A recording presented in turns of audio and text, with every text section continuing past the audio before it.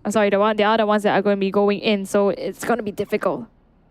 And the best part about it, despite not having much intel getting on the A side, but there's not much audio, so not much action either.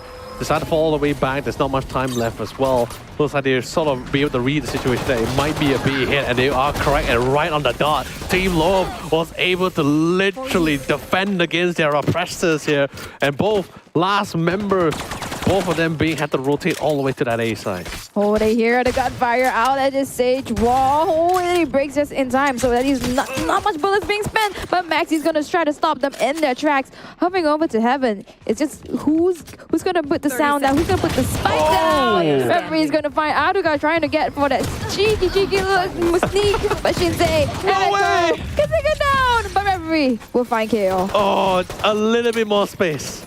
A little bit more space given to Kale, and I actually think that we're going to be seeing him popping off a lot more in that round. Oh, man. Literally, thank God Team Louvre decided to swarm the entire slide as a full 5-man squad, because I think given the opportunity to kill, to allow to bring those fights to a 1v1, it will become very viable for him to actually win out those rounds, since they have no confirmed information. Literally, 2-person died, and the third one almost fell alongside with him. Yep, super close. Really good stuff coming in from Louvre. I think they might have tried to double down on the defender side, just, you know, by the way that they have been playing and just covering up using the Sage utilities as well as Bryce. It really deters them a little bit, so they really have to explode onto site, and that's what Todak needs to do. They're spending utilities, they're playing a little bit default here, choosing the fallback to the other end. Not much interaction happening on the B long side either, but he is trying to keep them in check. And that's what exactly Aduka is doing, trying to give them some false information of this lone lurker. Bryce spotted, relayed the information, and what a spray, what a hole.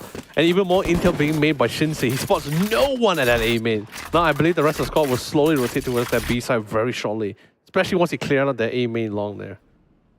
And Todak is trying to play the patient game. Shorties as well as Sheriffs in hand. They do not have the artillery. That means they have to try to get these pickoffs. Yes, the tailwind activated. Trying to see if anybody bites the bait. Trying to beat the bait nano swarm as well as the fall line's going to be utilized. But he needs to be too far away from Bryce as he takes his head. Referee's going to find Zoo with the bullseye. Make that a 3K just to end this round. Very comfortable. You couldn't ask for a more comfortable defense coming in from Team Louvre. They got so much intel from that push forward by Shinsei, and they literally just know for sure, okay, I can commit my nano, so I can commit utilities. They're not going to fake it. They're all right here. It's just a matter of whether they're right into landing to our lines of sight. And unfortunately for Frosty, shorty in hand, land right into the face of Bryce, who's very comfortable with the Spectre at the back of Boathouse.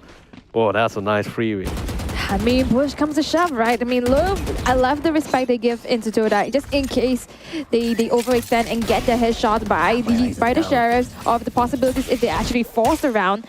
I like the respect, and in the end of the day, the comfortability they have into overtaking and retaking the site. That's exactly what we like to see.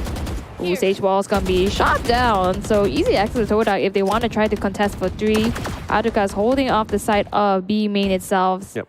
Just holding off, very disciplined. And besides, they're playing default, not giving much idea of where's the next point of attack, but Shinsei just makes things a lot more harder.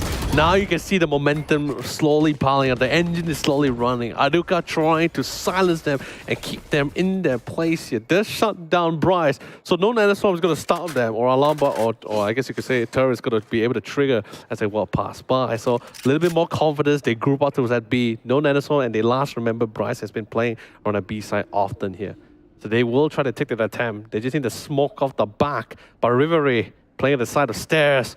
This is something they may not anticipate. They just need to get the frag, but Aduka is just so on point. On point indeed. The rest of the members of Todak already making their way onto the side, trying to go for that plan. The retake is the only way Louvre is going to be able to get this. Shinsei earlier already being shot through his armor, only have 100 HP to play with. So it's really off the tags, but Frosty is going to find him first. Vikor is the next one, playing together with Maxi. Buddy system, could this possibly work? Oh, really tight corner here. Not much cover, but it's quite the angle as well. Oh, and of course, the shot through the wall, red call. That's a great check. You need to do that all the time when you have the retakes. That experience really coming through here for red call. Oh, he sees the gun barrel. Oh, Max is still alive. They played that so well. One-on-one, just taking the line of sight, isolating them and playing together. The best part about it, they actually swing together at the same time. So one was the diversion, garnering all their attention, allowing the true threat to go for the swing. And red call, very nice picking. But of course, courtesy of Maxi, he got both G and one play at the boathouse. I think that was pretty massive as it is, allowing red call to just primarily focus where we can actually see, and that was just Frosty himself. So really well done.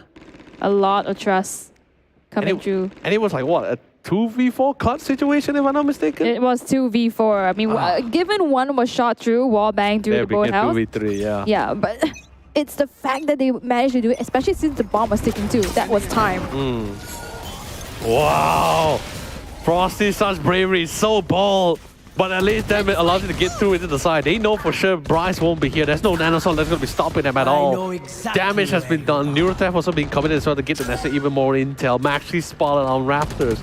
And of course, not too far behind is Bryce making his way back to the side for the retake. Maxi trying to make strides, but right out in the opening, that's pretty much asking Frosty for an easy picking. And now comes back for the retake. It's a 2v4. Can he do it? We see Team Louvre did it previously in the last round. Can he do it again on A side? I mean, different members could take the different spotlight right now. Had 4 members on Todak, still alive, as well as utilities that can be expanded. And this is A side now. It's a bit different because there's still Heaven and Hell to check. There's also the back of Jenny. There's also Main. There's so many spots to check, and I think they're looking on to just saving their guns. Something that they should be very well doing, considering that Todak actually bought Stingers. Yeah, it really wasn't the best of buys here for Todak. But then again, this is what I'm talking about, adaptation, right? Yes, it did take maybe 3 rounds for them to adjust accordingly, right? But at least now they have this firm resolve, like, all right, we get it. We cannot go through Bryce. We cannot go through all this now. So a lot of this utility does hurt, does really tickle them down into a really unideal situation here. So readjusted towards that A side. And I love the fact that there was confidence coming from Frosty. And the worst part, he was stuck in a spot where you literally will actually die initially before he dashed right in. But he knows also there's no nanostorm. At most, also it would just be a slow from the slow op here. And because thank God for G placing that Nebula towards tree, he got confident to just run right to the side without any resistance. Oh, look again, another blast to the pass, trying to break through. It checks wine. I love the discipline here, but the Nebula, as well as someone playing close, is just going to just alarm them a little bit. Frosty's going to shovel his way back into safety with the rest of his team. I think they realize A side might be stacked. Playing with caution is what I like to see.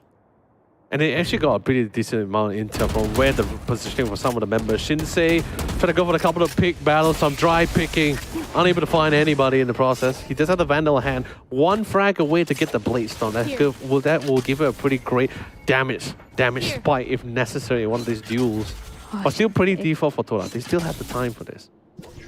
You know, maybe that 1 point away from the ultimate is exactly what he was looking for, because that was a really, really confident swing. And seeing 2 and coming up unscathed, it was a... I think it's lucky stars. It's going to be difficult for them to push through mid as well, because they know it's either someone's going to be there or they have to clear the alarm board. Regardless, intel will be relayed to members of Team Love. So if they want to push through mid, it has to be a B push.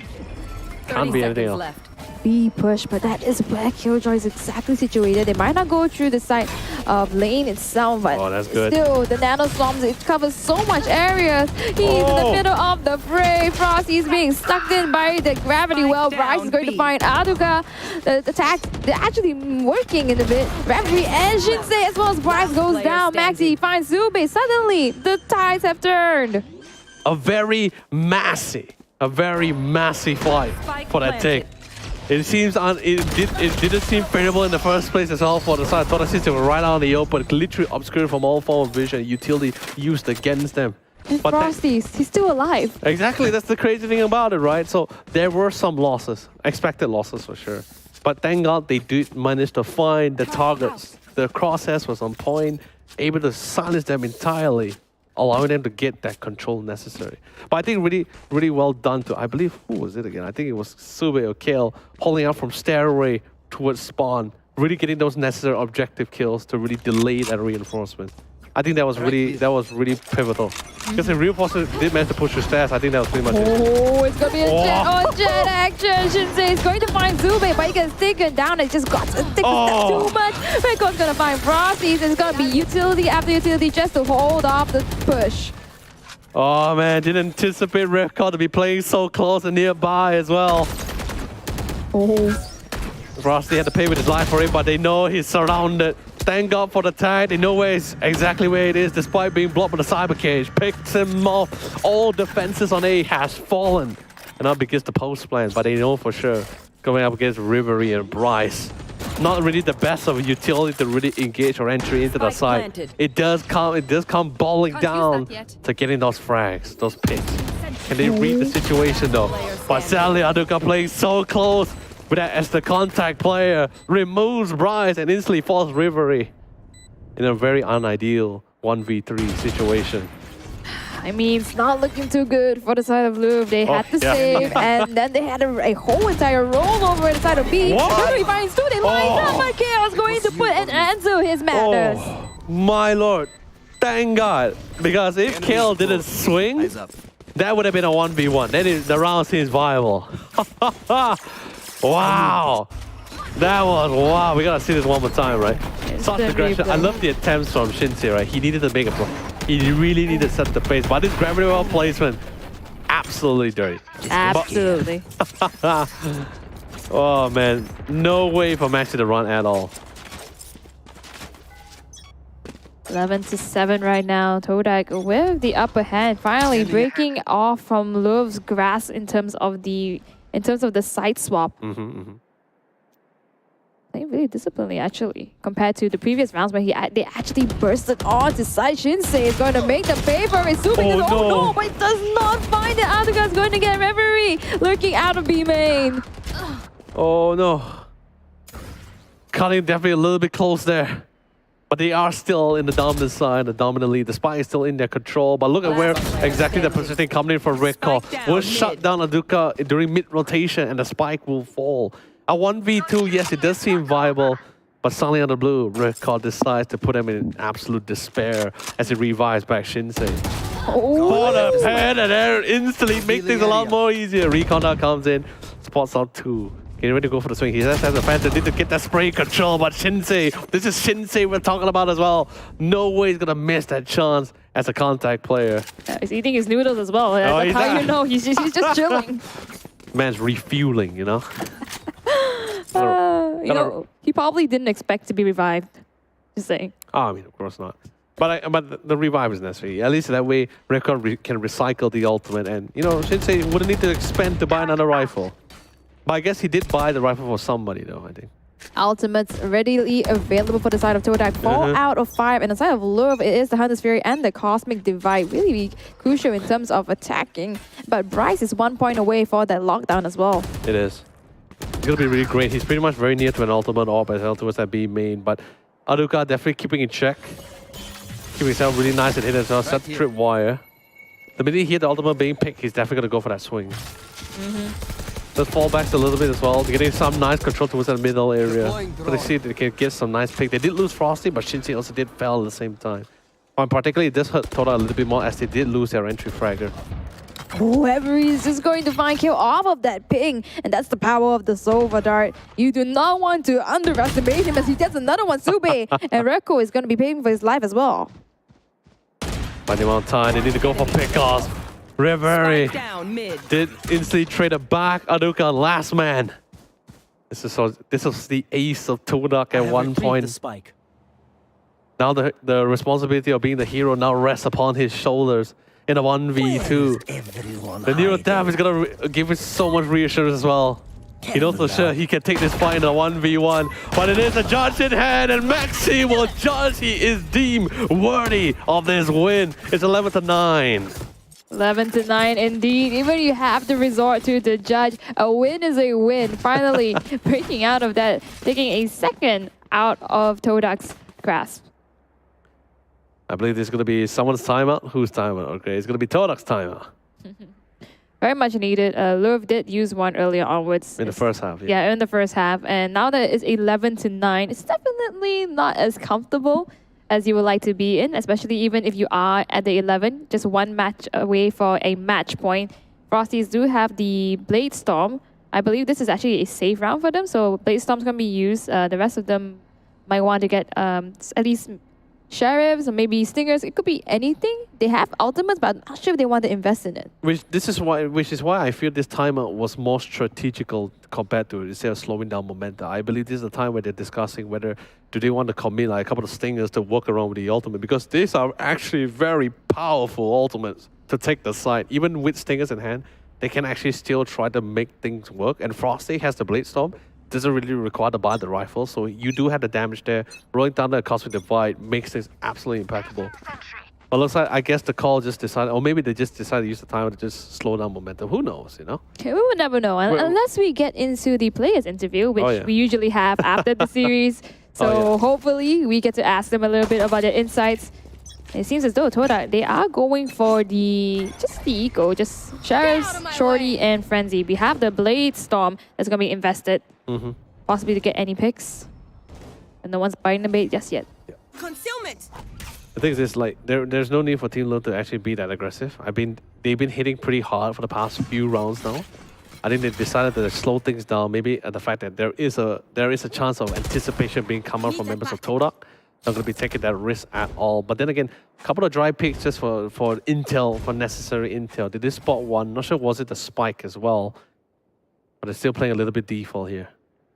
Yep, default is the name of the game. But Todak, Frosty is going to make some waves, taking down Reverie. That's a good opening pick. Still has his knives, and the rest of his team, they're playing around him right now. Right here. Didn't know Shinsei there. Didn't manage to get the ping though. Nebula's going to be dissipating soon, but Chaos Crosshair, can he actually flick this? Shinsei. Oh, yeah! Oh, my lord, Kale! I will never doubt you again whether you can flick or not. You flick in the most hardest manner. Caught me in mid-sentence. We both left our mouths agape off of that double flicks. Oh. He done them dirty, let's be honest, Kale. In the face of Vandals and Phantoms, who cares? The man's absolutely on point. What a lad.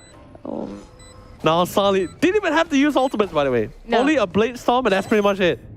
And a Cosmic Divide, that's all. Look at Aduka is playing in the practice range, taking Red Claw's hit as if it's a bot. The turret's been showing where his spot is. Bryce going down right with Frosties.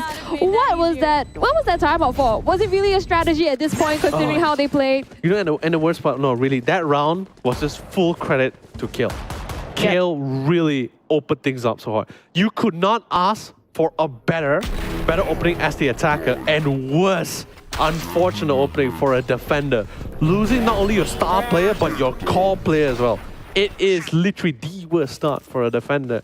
And what makes matters worse, you see Bryce trying to hold his own, but Aduka was able to flank such a long rotation as a lurker and literally force them out in such an uncomfortable situation. Absolutely amazing, Todak. Oh man, if you're seeing Reverie try to rock the Ares, this is going to be the last call. It's 12-9. They have to pull out all the stops. They certainly did not expect to be put into this position. Shinsei trying to just walk through the Nebula. He's been so aggressive so far, but will it repay him this time? It's going to be the corner, the timing! It's going to find Frosties. It does come in returns. Oh, let's make it a second one. Oh man. Team Louvre returning the favor, removing 2 players, make that 3. Or 4 in this case. Only Lau comes down to Aduka. In a 1v4 scenario. He still had the spike in hand, so he's some full control. Does have the knife out. Tries to go for the pick, but Red Core definitely not going to miss this window of opportunity. Buys Team Love some time. And now it's 12-10. Call with his pants down, and just the early discipline we see a little bit more. I mean, Shinsei has been a truck so far. He's been running through, and we see him a little bit back and forth, and then suddenly he just swings it out, gets Frosties, and then one more time gets the second one. Really good pickoffs. See, now here's the disparity of the situation. You have 4 ultimates on the side here of Team Love. Great for defense, great for retakes, depending how they use it. Unless they keep utilizing that aggression, which they did just now. That aggression was much needed. That play, individual skill play, really set up the pace for that last round. The last 2 rounds, actually. Early Hunter's Fury. Not gonna find anybody. I believe it doesn't even tag. Flight. That's funny because it does just all of them just shuffling around, just getting themselves into safety when they were all hovering around A. Keep things nice and steady. Try to hide all forms of attention. Four line doesn't really connect too much on the side here. Rickor goes for the nice swing, shuts down Frosty. Slow up, absolutely impeccable. Still holding on the line, did significant amount of damage, and none of the attackers was able to get onto the site. And this is what you talk about, utilizing those ultimates just for defense sake. You don't even have to get them on site and then play the retake. They can just hold it off. G tag now, 58 HP. See if anybody's going to be overzealous and just walk through the Nebula. It is their chance to start going in though. But right now, with no Frosties, they just have to run it through the second. They find Maxi. Referee's getting out of the car in return. G's going to get one more. Suddenly, the tag has turned and there's a one-hit shot. That is the 4K. What a great readjustment going for G. 58 HP, by the way, the start of that round, and suddenly making it work. That round itself, literally the last 4 rounds before the game end, it just came down to individual skill play. It was not much as utility assisted. Literally just came down to just pure fundamental, pure precision coming from these players. Yep. Absolutely on point. But I guess in this case, it was a lot more in favor for Todak because they are the one who actually take that win. Yep. And as much as I would like to just accredit this to a lot of team plays that they have played, I cannot forget that Todaks, they are all great shots themselves. They have a bag of experiences. You saw that from not just one, but all of their members, how they readjust, how they flick. The control they have over a mouse is crazy. My lord. And the thing is, there was, I love the confidence at hand, the amount of aggression. They set the pace for the first half here. Literally such an impeccable defense hold for them. So whether it's the utilization of utilities or the solid body system, or the fact that they're willing to take such high risk to get that reward.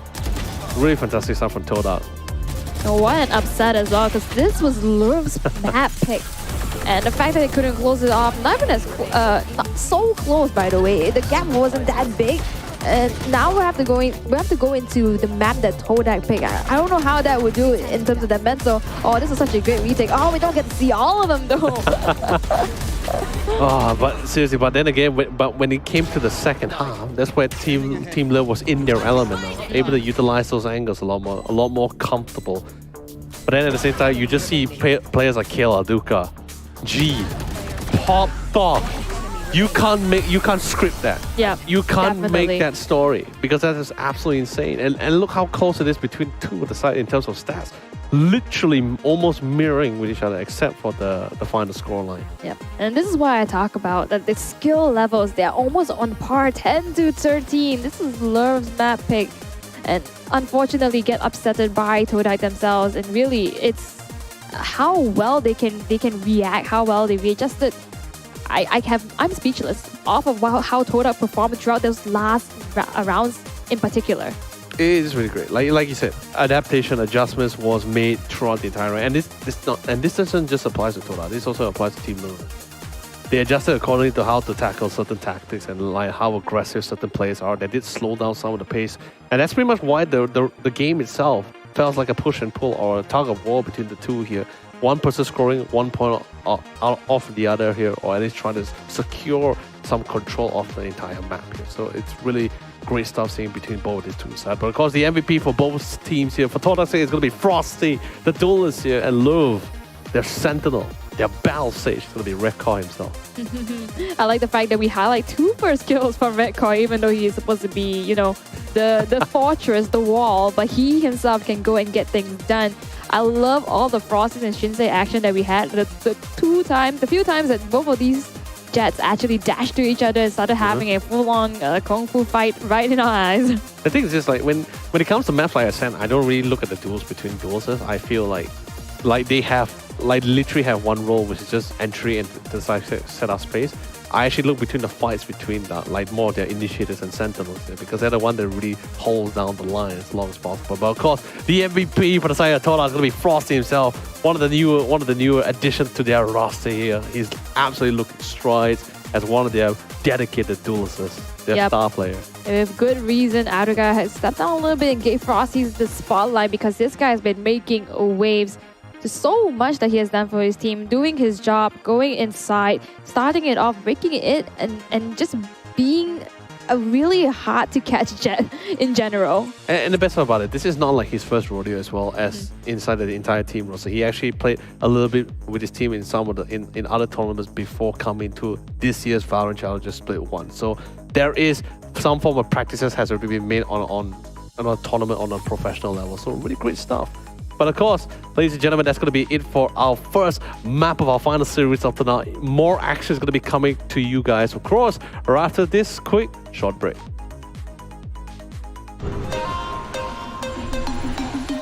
Hi guys, I am Sube from Todak. Todak is a Malaysian organization. We have a lot of esports teams such as Free Fire, Mobile Legends, and also PUBG M. And we are the Valorant division. As I said, I am Sube. I am the in-game leader for Todak. I mainly play initiator and also I do play controller sometimes. I am more like a strict IGL because I really need to take care of the youngsters, which is I call them soldiers as well.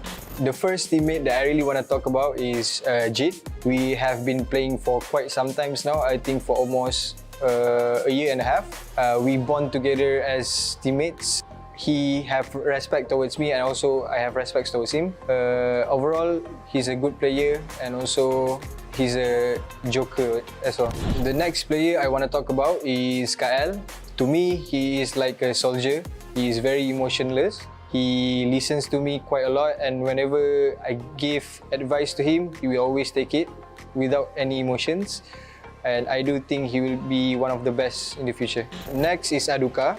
Me and Aduka has been playing together for quite some times, since early Valorant days. To me, he is like my younger brother. He always do some weird stuff, like a childish stuff. But overall, he is very a good player. Lastly, I want to talk about Frosties. He is very short-tempered and also very emotional player. He is very passionate about the game because I can see the fire in him. I had fun working with him. When it comes to situation in-game, especially in-game, we are adapting very well. We react very well to certain situation, even though it's very hard to react for other people. We don't care how big you are, how small you are, how good you are. We still gonna beat you because why? Because Todak langgar.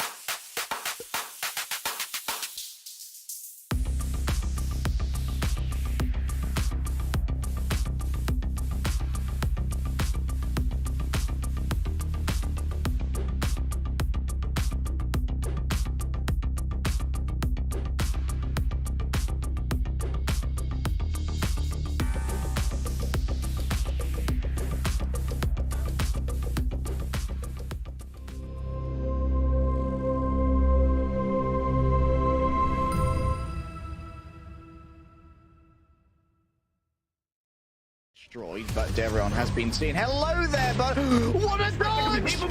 Every single one of them. Are you Each round, only one of them's been. Oh my god! So that was really brutal. They've actually gotten it. Kinda like see that, but oh my god, not again! Behind and retaliate still, but he has to call.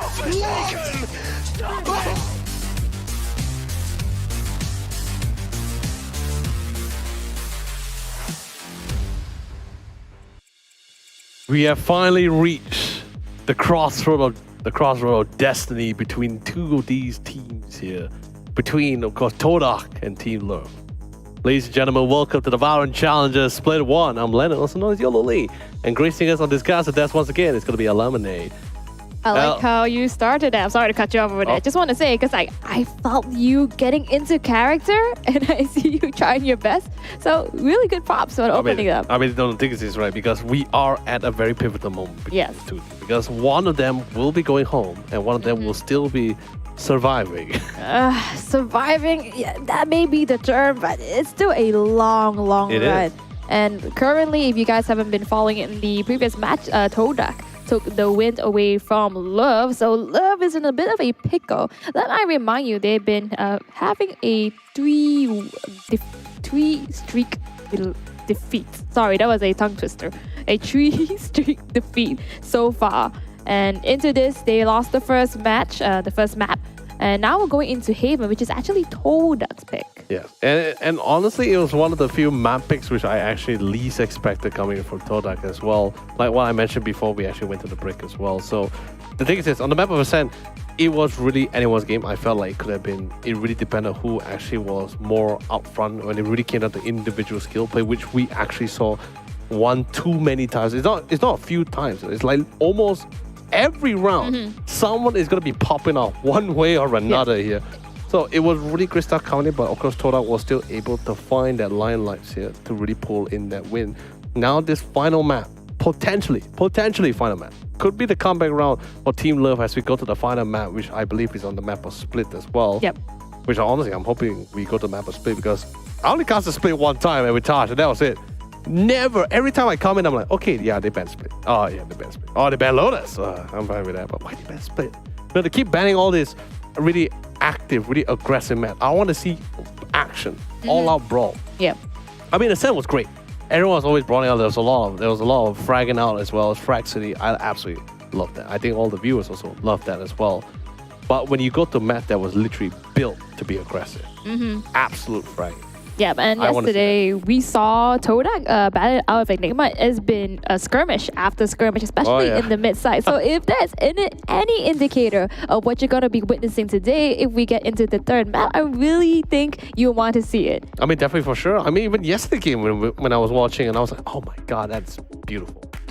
That was just beautiful. In case you guys haven't been following, actually, YOLO Lee has been blessed by a curse that whenever he sits here, it goes into the third game series. So I guess this time he really wants it. I mean, let's not call it a curse, man. Come on. I mean, like, the team actually has the potential to go beyond the certain score lines, okay? And I really want to see that because every team has the potential. They didn't come to the playoffs or the group stages by sheer luck. Of course. We came in with strategic planning, with skill sets, well-made rosters. They came in to give their all to be the best. I mean, strategic planning or not, there is actually no data for Todak in Haven. Besides that, they played one game and they lost it. Yeah. Whereas on the other side, Louvre, which did not pick this map, mind you, have played 7 games and has a 57% win rate. So really going in blind, I'm not sure if this is a strategy that Todak wants to go with, but this is what they end up picking. Which is why I'm just going to repeat what I said earlier before the break is I'm still so surprised. Yep. Like even on the first series, I also didn't expect it to go. Like even in the first series, we had second map Haven, a map which they also was not really favored to play on as well. So it feels like really deja vu for me today. I feel like we're still back at first series. I'm trying to keep reminding myself, wait, this is the last series. It's Todak Yeah, it's versus the last Louvre. series. It's not X10 anymore. This is Todak right now. Why are we getting Haven again? I mean, the fact that we got to talk with Thames earlier today, even he did not know that they were going to be playing Haven. Exactly. Tem said his IGL was the one that picked the map, and it's just as lost as everyone else. It's like, how did we come to this situation? But of course, enough with the shenanigans. Let's get back to business. Of course, this is the agent selection coming from both sides. I think we're not going to be seeing much changes to some of the roster which they have been playing, even back during the group stages. But I am interested to see if there is any form of changes. I mean, I'm seeing a Yoru on my screen. You were mid-sentence, but I was reacting. Fossil earlier actually was not hovering Yoru, but now that it's picked, I guess it's something that he wants to put onto the... It's not the first time actually. The first, no, okay, I mean, it is his first time Yoru, but it's not his first time picking an off-pick duelist on the map of Haven. Because even on the group stages, exact same roster except for Frosty. He went for Phoenix. Right, okay, that was what he was hovering actually. I saw Phoenix, not okay, and then he surprised me even more. A Yoru. One of the few duelists that we have not been seeing for quite a while, as so far currently I guess you could say the current meta of things has been revolving around either the Rays or the Jets. Is the map actually does play around them a lot better, a lot more suited, a lot more comfortable to them. But as usual, Todak always like to bring out this kind of unique composition as well. Love to pick unorthodox maps. I'm really excited what Frosty is able to bring out with this Yoru, because I believe this is his first Yoru in the VALORANT Challenger Split 1. Yeah, I believe so, and I guess that is the strategy we were talking about. You know, we did not know what they were thinking about, and finally, Yoru has been revealed from the hands of Todak and Louvre. Though I don't think they're expecting this at all. But with the Yoru, what do you think this does towards their composition? I mean, you do have a little bit more of an aggressive play, especially with the ultimate. You do have nice flashes that helps you to set up for a lot of these corners. I think in particularly locations like Garage and sewers, these really compact places. That's where you're going to be able to see yours flash really shine in those situations. He flashes in, entry into the site itself. You don't have that agility compared to like how what Shinsei has with the jet, but let's just see how well he's able to utilize in this scenario. I mean, it's all about mental games sometimes. And you talk about the confidence, and Yoru is the name of the game in terms of mental. Shinsei already 3 seconds just running through down to C long, already claiming site for their own. The rest of Todak, they have to play the retake if they want to have a chance at this. Not much setup, but then again, Bryce is able to find his counterpart, sending back to the Shadow Realm. Maduka out for the count. Bench, and now had to watch his team as they will try to pull out this win without the assist of himself. A little bit alright. Maxi tries to go for the swing alongside with Shinsei, but Reverie, everyone was able to find their mark. But Frosty tries to hold his own, but a quick backstab from Maxi will seal their fate. And Team Louvre, what a fantastic start. It's confidence building for sure. Let's see how far they can extend this pace. Did you actually manage to catch a glimpse of the C setup earlier onwards? You mean whether there's any utilities placed? Yeah, whether there's any utilities, because it was so fast. Oh, it just ran to the side. It looked as though like nothing was there. There was nothing there. There was only the turret between the connectors between the and Garage. That was pretty much it. But the turret, the amount of time that you can actually spot someone was when they are actually on the side itself, but that's a little too late. And there was no bodies. There's no bodies of Todak on the side of C at all. So that's pretty interesting. I guess that's why Haven's not really picked in terms of Todak, because I know they like to play off of each other, 1 and 2. Now it looks like a B push. Maxi's going to find KO with that Rando. Oh, but at the same time, Maduka with the classic. Actually manages to catch Shinsei. He is concussed. That's going to be an unfortunate death, but a nice free upgrade as well. Frosty dives in with the frenzy in hand, but Maxi then Bryce with a superior weaponry, absolutely with a crossfire lineup towards the main. That choke point became the death sentence for all these members of Todak, and they still come out on the top, only losing 2 core members. I mean, you gotta run it in, especially since you have the artillery, the better firepower. I'm just looking at the way and trying to understand the way that Todak is playing, because earlier on we didn't see anybody in C's, and then the second round itself there were 3 people stacked up onto A. Maybe it was a kind of like a read thing. Yeah, they actually were trying to read at the fact that maybe they want to get C. Could be a B and an A thing, but absolutely nothing. Now you see they re-change their positioning utility placement. Now they're trying to say, okay, maybe it might be a C to B push this time, and they are actually right on the money. Shinsei though, again with his duelist shenanigans, just gonna cloud burst and just weave his way through. Just a blindly shoot to smoke after Style is gonna take G's as he takes Shinsei down. Swap with the shock that is going to find him. Frosty Maxi is taken down. As well as 1-1 refrag. Still 3 people on the side of Todak and 2 on the side of Louvre. No spike planted yet. I think that they still have the spike control, but they decided to swing at the same time to ensure absolute slaughter towards that lane. And Todak takes the win away. Now, I guess you could say you see that finally the read actually finally came through. Although, yes, it did seem messy in the first place because I believe Shinsei, when he actually cloudburst and Nebula towards the side, he actually wanted to jump on top of the vantage point. But sadly, he was a little bit too far and he just ended up sliding back down. Unfortunate. But you know what? He did meet a G over them and he got taken down, but at least Reverie managed to finish the job. So again, it's the simple coordination, 1-on-1. He does his job. He broke into sight, but unfortunately, Todak just got that. They still have some currency to go for the buy. Definitely not the best, but it's definitely for sure Louvre can definitely make use of the situation. Couple of sprays, breaking out the door to the Vandals. Come on, guys, that's vandalism. Leave the door alone. I love the puns, but Nebula's just gonna block the side of Anuka, but he's gonna wallbang. He knows off of the fact that the turret actually rang. Oh man, definitely try to make them sing their song, and G still holding out this corner as well. Anuka tries to go for the swing, but instantly gets straight up back. Swat the gun, also Marcelli not fast enough to retaliate back. Bryce standing strong with 2 hits on his belt here. Now comes out to the 2v2. 2-1-2. Can they actually try to make the magic happen? Bryce managed to win at the fight with Sube, but not without a cause. 7 HP. Wow, that's a lot of damage. You should run. And a lockdown even committed. Wow. One enemy remaining. That was just and that's the spike as well. Down, C. But it's okay. He can't tackle this. He has to fall back.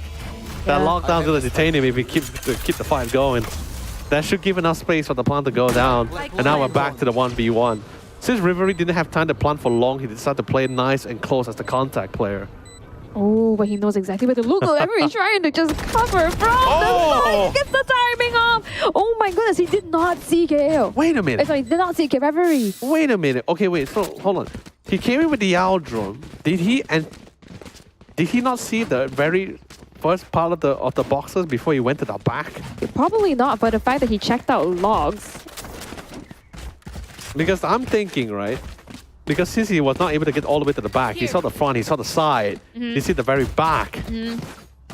That should leave the assumption that the person should be there. I mean, of course, sure, we can see it for sure, but I'm just saying, like, from... we have God view. They do not. Yeah.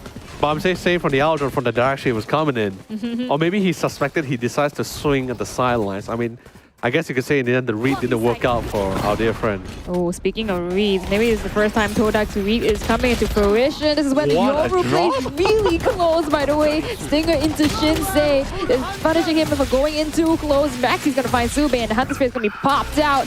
Trying to get somebody in return, but does not seem to find one. What an aggressive drop from Frosty. He did manage to get a frag out of it as well.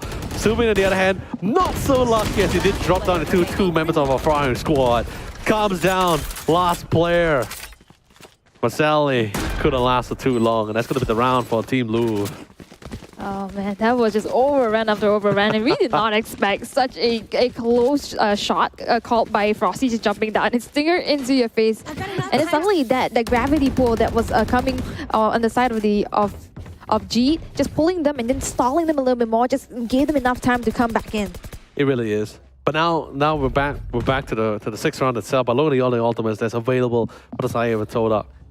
No Bladestorm, unfortunately, but he does have the into the dimension, so he can really get to the back lines and be really nasty with it. Oh, but this could be a good read because Killjoy is set up in A.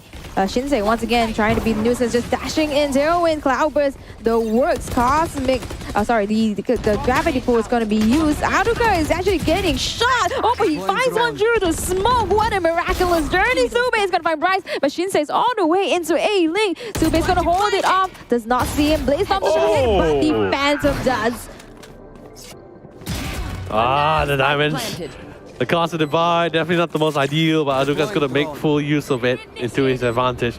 There's got the defensive lockdown. Now they're in a precarious situation. Will be forced back. They have no Hunter Spirit to break that lockdown as well. They did spot Frosty, that literally, the timing to spot that trajectory of that flash allowed them to prep to go for that swing to remove Frosty. They go for the fade to try to fake a swing. Reverie finds he goes through alongside with Maxi. They find some form of success. Goes for the quick fade, try to go for the spray, but Reverie still holds his own and he will deliver it for Team Louvre, furthering extending their lead, the 5-1.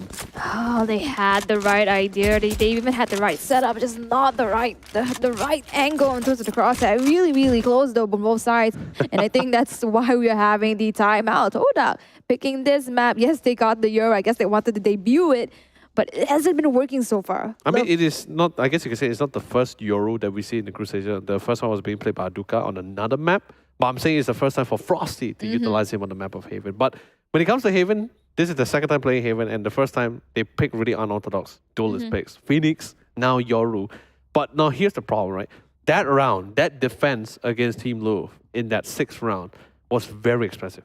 4 ultimate expended.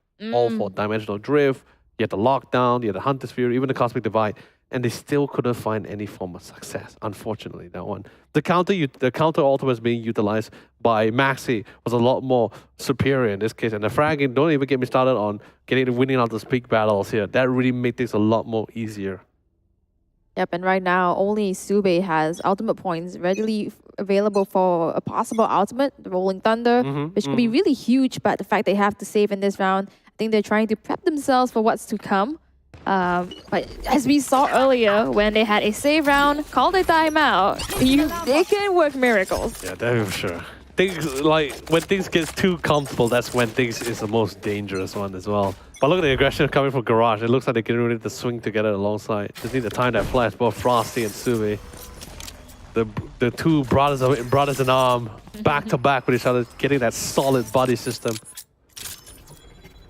Made some noise in A. Look, that's such a quick rotation actually coming in from Todak, but if they choose to rotate, it could be a right call. But besides that, turret's been set up, taken down, but the stars are placed, so they have to go through that. It depends. If Bryce the Rat King decide to push into C a little bit further and get that intel, that's going to give them a sufficient amount of time. Like, they have a lot of time to actually go for the rotate here. But looks like they're resolved to attack this A side. Shinsei did reveal himself. Does get a nice element to the fly, but Shinsei read him like a bug, prepped him and punished him entirely. Oh, and down they go. G and KO have to pay with the lives. Vetcore is going in for the plan, but Shinsei and Reverie, they're already holding on this cross, but knowing Shinsei, he is hungry for those kills. Aduka's gonna take him. Sube's gonna take the head off of Reverie and Shinsei. Left and right walk. Here is the gravity well. It's gonna deter him a little bit, but he has 3 more enemies to fight off. Let's manage to pick up the weapon though. Yes, it's a little bit of a death sentence, a little bit quite the choke point when they push through though, but I guess he just decided to go for either exit frags or just go for the save. It's not bad to bring on the Vandal to the next round. I mean, if this was just a normal rank game, I wouldn't be surprised if he tries for it. He has the Rolling Thunder and everything like that, but currently he is the one that's actually going to be spotted out by Maxi. Just really just the slightest bit of angles. Yep. But of course, with that death, I believe that's going to be the bonus round for them, I believe. Yes. Yep, definitely. That's the bonus round. Haruka's going to be investing in a Operate, I believe. They did say quite a bit, like even Aduka, if I'm not mistaken, was only spending more towards utilities, not much in weaponry.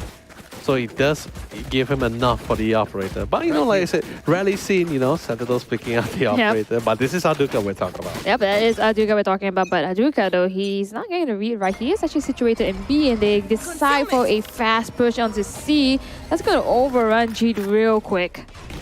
But just in case, want to play a little bit safe, falls back, give them C, so at least that way they have a full 5-man retake here. But particularly, it's going to be quite difficult since Aduka has the operator in hand. Close quarter, it really doesn't really suit the sniper that well. Shinsei, once again, just knocking on the door for Todak's retake. That's going to be the Owl Drone as well. Forever, he's going to start it off, taking down Rossis and Aduka. That's going to be the sniper down. And G and KO is going to have 1 pick for themselves. Rolling Thunder's in action. Going to run in and try to find more. He does not see him hiding at the back of stairs. So Bryce is going to find him instead. Tries to go for the defuse, got to stick it, try to stick it in his master spot, try to force them out, but Agosumi will be the Chimeras in the gates of hell and will keep it shut and keep them sustained, and Todak takes the win again. It seems as though maybe Audica was just screaming that an operator is too expensive to lose this round. I think what was really pivotal was the fact that Aduka was able to get that frag with the shorty. Because I think like if he had fallen, I think the round would have been a little bit more different here. So him actually getting his own frag on his own end here makes it a lot more easier for his team side. Yep, and the fact that Jid did not die when the side of Louvre was already attacking, commencing onto C side, he actually fell back. He did play a little bit with his stars, but not enough for them to find him. Shinsei did not get anything out of that push. Four line including on top of the Hunter Shield, trying to force them back. Gee, a little bit of a precarious situation. Absolutely will fall prey to the ultimate of Sova, Hunting's bow. But Aduka unfazed will remove Shinsei. Spots the corner to get the 2K. And is still on the man roll as he has full dominance and control of this angle here.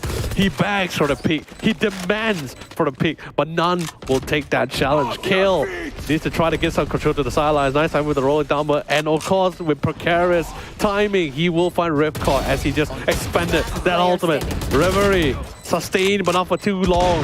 This comes at the price. Can he hold? Kale says no. And it's going to be a quick defuse, and Todak finally finding their bearing and slowly turning this game around. Oh, that was very interesting though, because the fact that the action started off from Louvre with the Rolling Thunder, they were going into aggression. Audica just holding down the fortress, got so many out of the operators, so much value. And off of that, finally we're starting to see Todak come into their own skin. Again, Operator and Sentinel not unheard of, but definitely rare. So seeing it come into fruition, that's what we like to see. Oh, okay. So now a little bit of readjustment for positioning this time. You see Aduka shifting away from B. He did place the turret there for necessary intel and alarm bot towards the garage double doors. Oh, now he's still coming back towards the B side. This one necessary utility placement. He still has his line of sight. Wow, he tagged Rivery. Made it hurt for him for sure. Oh, tagged him, but did not exactly get the pick. Oh, he knocked on Maxi's head though. He shuffles himself into safety. And at the back of it all, the attacks is already on his side itself. Good plan. A little bit of a tough beginning, a couple of rough landings, but at least they still managed to get to the side to get the spike planted down. Now begins the ball's plan, of course. Defender begins their lockdown, trying to force him out into the open, and of course, Kale not gonna miss his. Actually, no, Shockdown is gonna be the one to seal referee's fate. Oh, G is gonna be taken down by Redcorn. He has the action to go. The attacker Killjoy. Lockdown is coming through, but he gets shot by a kill. He actually got it. That was such an unfortunate scenario.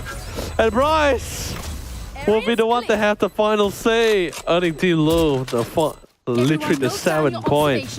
My God, let's be honest. Redcorn, despite the scenario he was in, being wall banged, being really noticed as well, before he went down, he ensured a trade, and that literally secured the round. Yep.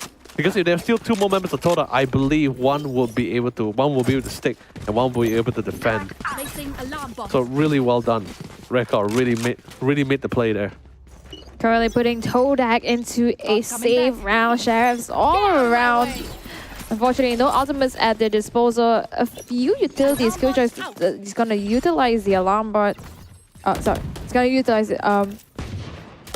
Doesn't have any much utilities, but they're already running through. Shinsei with the blade once again. Does not get a kill with the Sheriff. Redcorn's going to finish up the job though, and Reverie is going to get Aduka in return. It's going to be 2 men left on the side of Todak, and the spike is ticking. Yeah. Frosty and G against Reverie, Maxi and Bryce. Definitely the odds are slightly against them, and the time as well. G needs to take a little bit of a bold attempt, but Maxi, they gotta read this right. He is playing at the edge of the nebula, getting ready to go for the swing. G checking the necessary amount of cover. There's the swing, and Maxi goes to the home run. Team Low. 8-3. 1 more round before the round switch as well.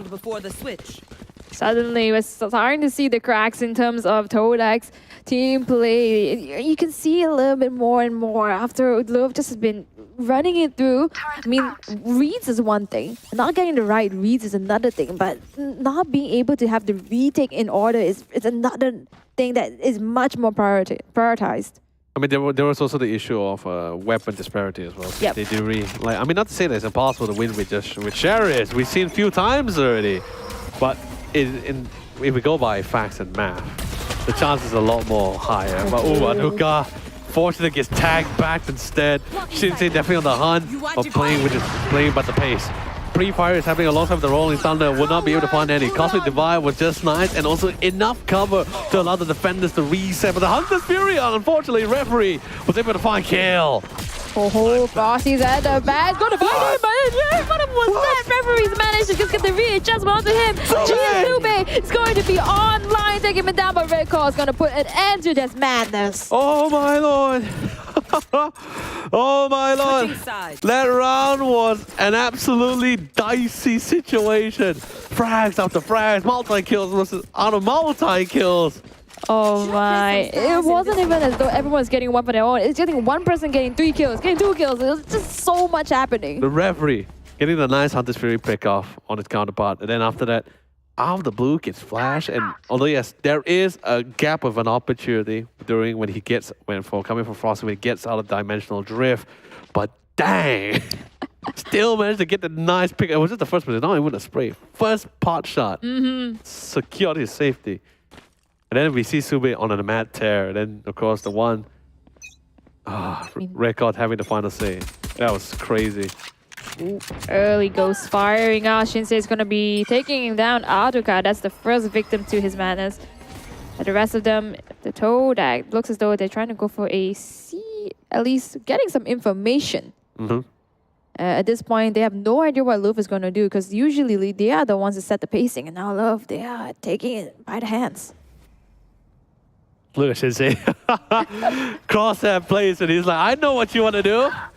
Do it, I dare you. But Frosty on the other side, he does damage to West Bryce. Looks like Garage is going to be able to be secure by their end. Frosty gets concussed alongside with the rest of the team, trying to hold their own. Revcon will fall. Trey's been back and Shinsei is still in danger and lost. Sustained, but he does pick up 4 members before he falls. And it comes down to the 1v1. Reverie versus Kale. Counterpart versus counterpart. Who's the better hunter here?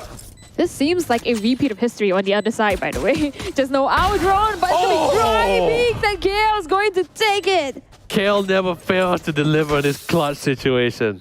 Oh my. Does keep the game alive as well. And we talked about this earlier, you know, in the previous map, we saw them just popping off as just pure gunners. The way they're able to play with the micros and really get those reactions in time. I think that's exactly what Kale knew was his strength and just went for it. The thing is now they just need to the peg. So, I'm sorry, that was funny. No, so now they need to really figure out where is the most of the utility players, especially with the Killjoy Shinsei. You can't do that, Shinsei. A collab and picking up 2 players. Oh my, that was such a huge pick. This is their equal round too. Now you lost Frosties, you lost Kill. That means your initial information gatherer is gone. Your duelist is gone. You have Sube and Jean and Aduka. I mean, crucial members, but still. You can't do that, Shinsei. That's not right. That's not even fair. And the timing too. It's not like he knew. They just pressed in the right time. Oh, he gets a 3rd round with that. Sheriff is doing so much work. Bryce is going to find G as he gets taken down by Aduka. And it's viable. It's a 1v3. Enemy remaining. Saw his hand. Aduka. Now the responsibility of being the hero falls on your shoulder. Placing swarm grenade. The 1v1 again is referee, but this time with a different and new challenger. New challenger indeed. He did use his utility. Aduka is actually right in the open. Oh, he gets 7 HP. He's forced to retreat. He's playing with the Sheriff now. Our drone. I think he saw him. He's gonna go for the big. But unfortunately, it's not the right spot for Aduka. He gets taken down by Reverie. And that was all because of Shinsei. Over the first 1 bullet 2 taps. Oh, that hurts so much. That hurts so much. Shinsei just got away with daylight robbery, that one. It was, and the worst part about it, I believe even in Todak's head, that round was death by right. They said like everything was set in stone, nothing could go wrong, possibly go wrong. And you get a collab, 1 shot, collab, 2 players. Remove. Murphy's Law. Anything that can go wrong will go wrong. I think they learned it the hard way. And then And there was a 1v1. One tap brought him down to 7 HP. My God. That was a message to send to Todak, and I think they're starting to feel it. Oh man, that is hard to watch. Well, look at the amount of utilities being stacked on that C. My God, it's horrifying. Star points, nanoswarms.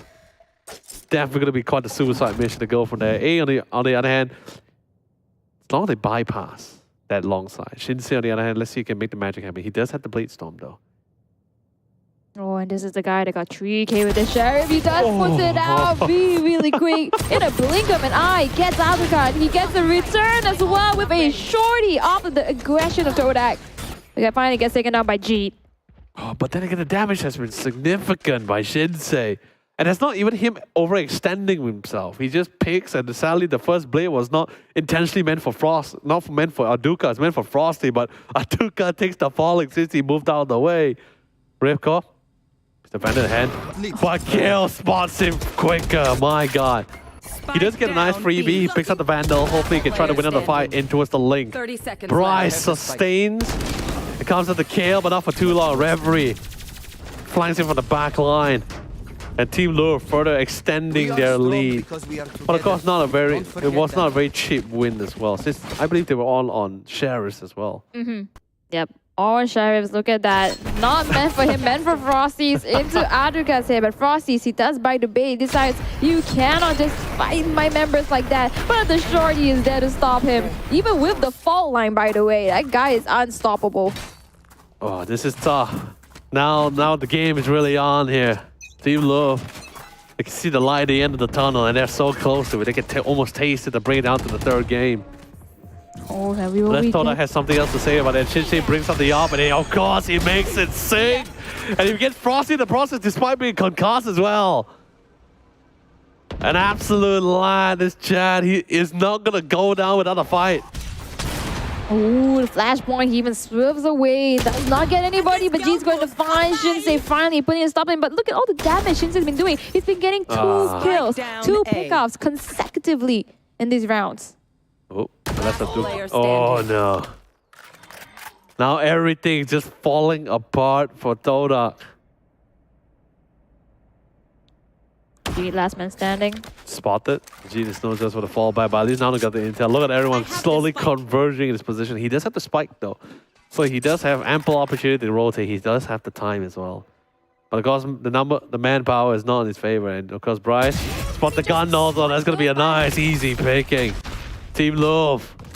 Match point complete. Match point. A complete 180 from the first match that we watched. Yeah, what a disparity we're seeing in the performance and also within Todak's performance. But I wouldn't say they're not playing towards their best ability, but I guess I can start to see a bit of their discomfort playing in this map. And it looks as though they really want to go for those right reads. I am seeing a lot of stack up to the C, and this is actually it. Todak. They are going to be greeted with a wall of madness. Oh yeah, this is not going to be fun. They spot a lot. They also spotted a lot of star points as well. They know for sure nanoswarms well prepped and equipped. Comes to Dimensional Drift. Goes to the TP, gets a lot of info. Just for the Hunter's Fury to go for the sniper. G is going to be able to find Bryce. Oh, off of the Euro Ultimate Dimensional Drift. Shinsei is going to find 2 before being put down. He keeps running away with murder. But at least half of the site belongs to Todak, and that's the flashpoint. That is the peak, but Kill does not find it. That is the backup Reverie. He's getting 2 for himself, and now just G against the world, but G can only hold so much. Oh man, what a round coming in for Team Louvre. Absolutely showcasing how it's supposed to be done on the map of Haven.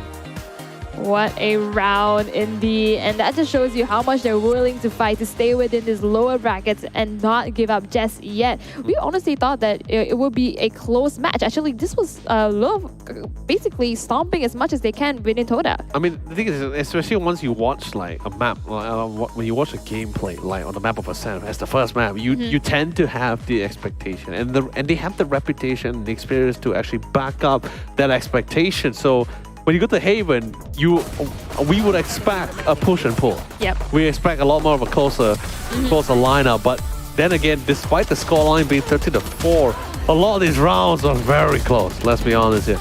Yeah, very, very close indeed. And even if Todak were to close off the match, the scoreline earlier onwards, it's going to be very difficult to come up. And they were made a lot of crucial mistakes, especially such as Shinsei just getting consecutive, consistent 2 kills within the last few rounds. And that was really such a huge hit. Yeah, Shinsei has awoken and they have released the beast. He was on an absolute tear on that second half. It's unbelievable. Oh yeah, man, this is the KO against Reverie. The part where Todak got it. Yeah, but I think everything started falling downhill from just that first initial 2 picks.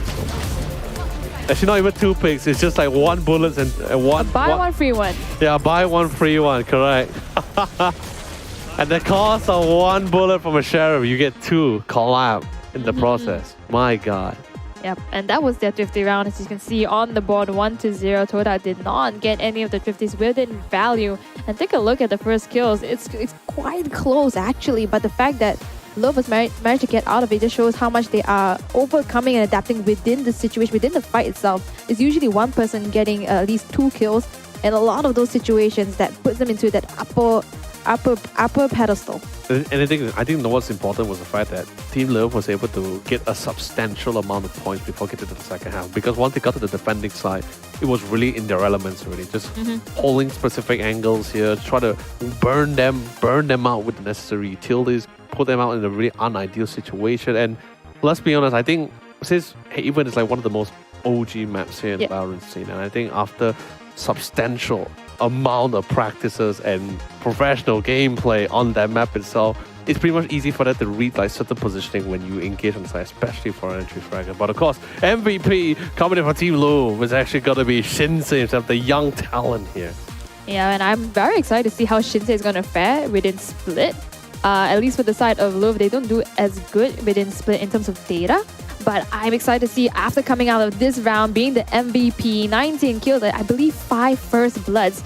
We've seen those first bloods over time and time again. And I want to see how that confidence is going to transcend into the next round, especially since this is the decider match. And I think going to such an aggressive map like Split, I expect to see the exact same performance coming from both of these 2 sides. I think Todak really have a tough time as they really got choked on the map of Haven here. They did attempt to make certain plays, and there were certain plays, 1v1 clutch moments as well. But I think Shinsei just really sealed the deal there alongside with Referee. Because, ladies and gentlemen, that's going to be it for the second round, for the second map. Literally a comeback situation for Team Louvre against Todak here. But don't go for too long. The final map, the conclusion to this final series of tonight will be happening right after this.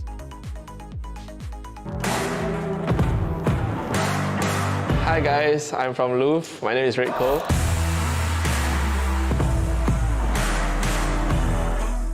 And a little bit about our team is we actually participated in VCT like a lot of times actually, and we're always top 3 in SGMY. A little funny story about Louvre is how we got the name. It's actually from a show called Lupin. It's actually a museum name, and I found it quite interesting, so I was like, oh, okay, why not just take the name, you know? And also we're just a friend group, so if anyone wants to sponsor us, you know, like you can hit me up on Twitter, anything lah. All of us are actually still studying and stuff, so we're actually doing this just for fun. Right now we're about to destroy almost every good team in this tournament. I play Flex in my team. Flex basically I play KO, Sky, all those flash agents basically. I was actually a national athlete for table tennis, and I actually moved to esports to play professionally here. I would say I'm like the big brother of the team. I take care of all the kids in my team. So the next person I'm going to introduce is Bryce. Bryce actually plays smokes for our team. So one famous quote that Bryce loves to say during games is "Let me cook." It literally means that he's lurking and he needs time to make a play. So every time he says "Let me cook," then all of us are just Bryce is cooking, Bryce is cooking. Then we all just chill, you know. So the next person I'm going to introduce is like a brother to me. It's Maxi. He plays Senti for our team. He loves Killjoy. He's basically the rat of our team. So the little fun thing about him is, in game he's actually quite quiet, he's quite serious. Outside the game, this guy is the biggest wild animal in the clubs when drinking, stuff like that. So the next person I'm going to introduce is our newest addition, Reverie. He plays initiator for our team. He actually destroyed us in a LAN tournament. It was quite tilting to lose to him. The best moment of my career has to be beating my own team, and then after that I proceed to join them. He's actually one of the cutest members of our team. So the last person I'm going to introduce is Shinsei. He's the Apex Demon Jet God. He looks like a cloud. clown. He literally make us lose, but everyone will just laugh. He's actually like a very cute boy outside of the game, but in game, you're gonna get destroyed by him, man. Although we're not paid, and you guys are paid, we will take your jobs, man. So just be ready for that. People aim for top 6, but we're aiming for top 2. Anything below top 2 will be a disappointment for us.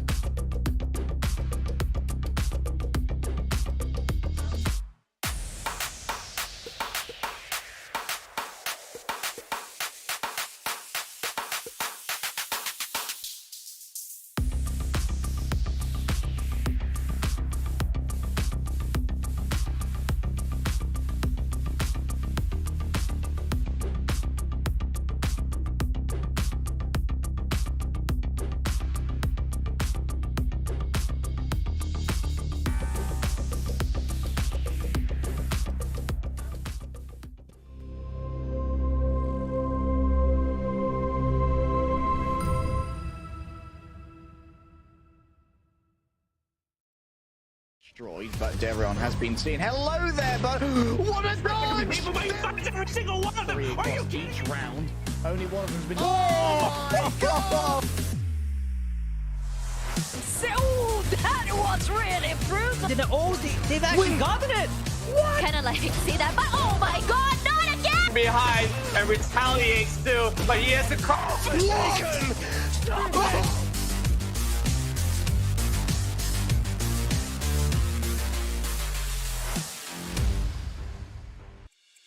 Down to the wire, we are witnessing the final match between Todak as well as Louvre, all the way to the best of threes, to the final map that is Split itself. But before all of that, my name is Lemonade, joined by YOLO Lee. Oh man, it's been quite the roller coaster that we have here, especially and the worst part about it, when you think that the round has a very definite ending, like it's a very clear-cut conclusion, suddenly you just see these teams just literally blow your mind and just turn things around in the most least expected manner here. So really crazy time that we've been seeing, especially particularly between our last series tonight here between Todak and Team Louvre as well. Yep, so just a little bit of a recap. This was the veto earlier on, with Spectre and Pearl were banned. Ascent ended at 10-13 with a Todak win, and Haven ended with 13-4, a very dominating Louvre win. Now, finally, we're going on to Split Decider, but look at the scoreline. Look at how this entrails so much for Louvre's confidence right now. They went 13-4 after losing out so close in Ascent to Todak. The thing is this, right? I really wonder, like especially for those who really didn't watch the game itself. Like, despite the scoreline, I get it. The scoreline 13-4 is like, wow, you know, that kind of thing. Especially right after a game like 13-10 on the map of Ascent. But most of the, like, literally, I could wholeheartedly say 70% of the map, 70% of the rounds that were happening in between on the map of Haven to get that scoreline has been more closer than it's supposed to be. It really came down to the wire between 1v1, 2v2 kind of scenarios. And yes, there were some rounds where suddenly out of the blue, you see Shin, like, individual skill play really dictated how the round ending was going to be like, especially Shinsei getting away with murder. Insei just goes for the swing on a thrifty round right after the pistol. One shot, buy one, like I say, buy one free one deal at a supermarket sale there. One pot shot with a sheriff, and he gets 2 collapse, and I'm like, all right, that's it. I mean, I concur entirely. Although the numbers are so starkly different, it was actually closer than you thought, because they were back and forth in terms of economy. They were never going like one person 9,000 creds. They never even reached that point. And honestly, it wasn't about who was getting the lead super fast, because then at the end of the day, they had thrifties both sides, and the only time where it really mattered was the thrifty of a Shinsei. And it really went down, and after that, it just really came down to other individual skill play coming out from referee, coming from the rest of the squad. KL even started popping out, and Sube also tried to do his best. Although I won't wholeheartedly say that it will be composition that really caused the loss of that round, but I would say that Yoru in that map itself, I felt like it didn't bring enough weight compared to what Jet or the other duelists would have brought. Because the thing is this, I get the potential.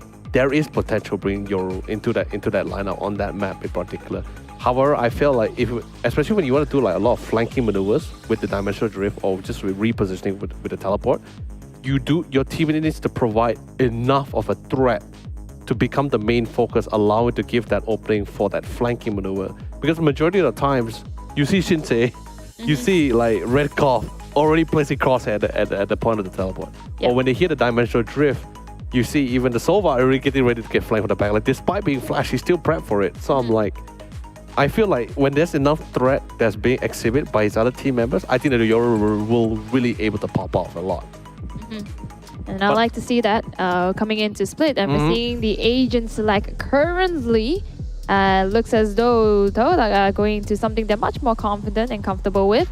And earlier they actually had this match yesterday, so really fresh, less than 24 hours. I'm sure they would love to get more action in it, because I see them trying their best, holding off site just now when we were in Haven, but unfortunately just got run down by the power of love. And I feel like both of these teams, they go so fast, so you have to really keep your eyes open. The thing is that now I'm a little bit concerned, right? Because commonly when we see on the map of Split, you do want like offensive capabilities, even on the defending side. Yes, I get it. Double duel assist, Double Duels it does not have really good defensive utilities capabilities as well. But however, on a very aggressive map like Split, a lot of rotation happening at the same time, this is where Double Duels lineup composition actually really shine here. And of course, in terms of controllers, it's expected to, I already somewhat expected to see both the Astra and the Viper to play alongside with each other. What I'm really surprised is that I see coming from Todak bring in the KO to actually to literally into the additional lineup. That is pretty interesting. I do like the double controller pickup. I think that's something that I've been getting used to a little bit more. And I love seeing it being in play as well, especially in Split, because there's all these elevations, there are all these entry points that you want to just confirm to just block off. Yeah, definitely for sure. Let's see who has the most of control, because I think like depending on which part they have more control on, I think it really decided how well they want to attack onto the map, especially when you're on the attacking side or defending. But of course, this time you have Team Louvre on the defending side, defending for their lives and try to keep their survivability ongoing to maintain here in this tournament. And Todak, the oppressors as the attackers, as they will break through this defense that Team Louvre will exhibit against them to take that win. As this is the final round, the final map of the series to decide which of these two teams will be going home. Oh man, just them hovering over A main. I already know this is going to be a fast one. It's going to be a fault line in. Oh, but the Sage Wall is going to block it up. The Updraft, it's going to be such a nuisance. Fast. He's going to find with the classic record. Is going to get some value out of that. Base Shell taking down Frosty in return. Sube is going to find Shinsei. And again, this is the skirmish I was talking about. Fast and furious. Bryce is going to get 2 with the classic. So that's going to be equal trade. And getting the equalizer, but someone's close. Do they know how to get this in? Oh, Radcore. Get taken down. Oh man, what a blender. What a meat grinder that he has. And he's not even on the site itself, Al. He's just trying to gain control. And sadly, Todak was not able to break it through, but damage has been done relatively significantly. And Maxi, of course, full HP, ready to fight, and with a frenzy in hand, will be an absolute tear for Aduka, who only had 21 HP. Now, I don't know if you were watching during the break, but we actually got to get a glimpse of Louvre and the little team video, and it was really funny just to see how Redcore was just boasting about, oh, you know, we don't have an organization, but we're here to beat out all the top teams with the top names. So I think that's a statement on its own. No, that's why I'm such a big fan of Redcore. Like, I think he's a really great guy. He's a really great personality. Explosive one is that. And the thing is, he's the kind of person where even in a tough game like this, when even if mentality were to be down, he's there to be that pillar of support where his teammates can look to him for inspiration and of course, great strength. But Reverie, what a spray down towards the middle area to get that form of control. Absolutely unfazed. Remove not only the entry frag, but also one of their flashes as well. Oh yeah, that's going to be huge. Todak now just lost that much more of overtaking power, and that just caused Reverie nothing. It was just him spraying through the cloud. Oh man, there's really a lot of things they really had to go through. They really had to work through, especially to get that mid control. You had to deal with the Sage. You had to deal with the idea of the toxic screen as well. Wow. If you think that's the least of your worries, you have players popping in and out every time. See, of course, good to see a Reverie with an absolute fantastic spray to get that 2K. They did try to see if they can flying back towards his A side. No one's there is one person handling towards that A, having a nice line towards that long, and Bryce handling towards the tower. Oh, Redcore is going to get the right read with combination with it. Cosmic, the gravity well, and then goes Bryce getting Zube. The timing of that. It's so clean. That's all I can say. It's so clean coming from Redcore, but I guess you can say also at the same time, somewhat expected as well. Yep. And it's very difficult. Even for Todak themselves, they tried to burst into mid. Were not successful. Lost 2 members. And it's just really hard to come back from that. They've gone to A main, but wasted some time to check in the back of the site. It's all these small things that really attributes into timing. And then that's how Louvre at least expected them to come in through. So now a little bit of quick repositioning coming from some of the members here of Team Louvre. Now this time you have the Sage back towards his A side, but I got Frosty on point of the situation, and the timing of the flash allows him, of the fault line, allows him to get a nice pick out on Shinsei, but the reinforcement it has arrived, and Bryce and Redcore goes to the swing, an absolute spray now through the swan. G is going to be able to find one, but Bryce will be able to get the trade. Another round of a meat grinder here, but this time with full weaponry. Oh man, Keo was firing for quite a while, did not get his mark.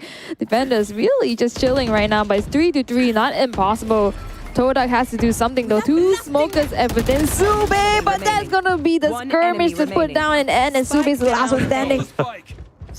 Oh man, now we're back again in the 1v1 scenarios. Oh, I love it though. Decided to swing back. Was referee was able to read the situation? Yes, I guess he does. Spot heard no audio happening towards the tower. Decided to quickly make a quick run towards that B. Love the plant as well. Sube going to plan for garage. That allows it to get a really nice vantage point if you choose to go there. Decent amount of covers. But instead of playing for the garage, he decided to play on site. Oh, that's pretty interesting. I guess the ring around Rose is going to go towards his favor, especially since he does have flashpoints as well as aftershock. So I guess he's trying to play for the post plan. Just waiting for the tap, putting the aftershock down, and then getting the flashpoint and just swinging out. I think that's how he's going to play it. Oh, unless he sees him. You see, that's what I'm saying. Now he's already someone expected, but he's going to check on the site first. Spots no one. Oh, and what a pickup, but there's not enough time. He had to stick to it. That's going to be a nice pickup for Survey. Very well called over there. Planting it out and playing on the side itself. I think they kind of expected a bit too cliche if you were to play the B main, especially since he is the breach. I guess playing it closer would just be much more into his favor. Actually, I might be wrong here. I thought he actually planted for garage, but I think but seeing from where the position of the spike as well, I think it was not out. It was not placed far out as much as possible. So I think I might be wrong for that. I actually planted for site instead. Yeah, planted for site. I think that's the safest option he has gotten at that point. Especially the timing, right? You just have no idea how close he is. Again, Frosty. Can he finally find some form of success this time? But so much damage is being done towards the main. Oh my, that's too much. You lose G, you lose KO. Aduka and Frosty's and Sube, and they're not rich by the way. They're losing on creds. Suddenly, Sube's gone as well. Frosty's trying to make something happen. Find Shinsei. That's one down on the side of Louvre, but that's Bryce right there on the other side of Vince. Oh, don't. But here comes the showstopper, absolutely vaulting over and shuts him down. Frosty keeps it nice and good. Absolutely leaving members of Team Love out in the cold.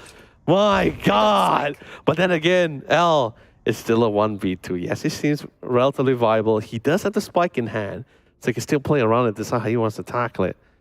But then again, he does not have the necessary intel. He's just playing on game sense and trying to predict exactly where would they actually be positioning in.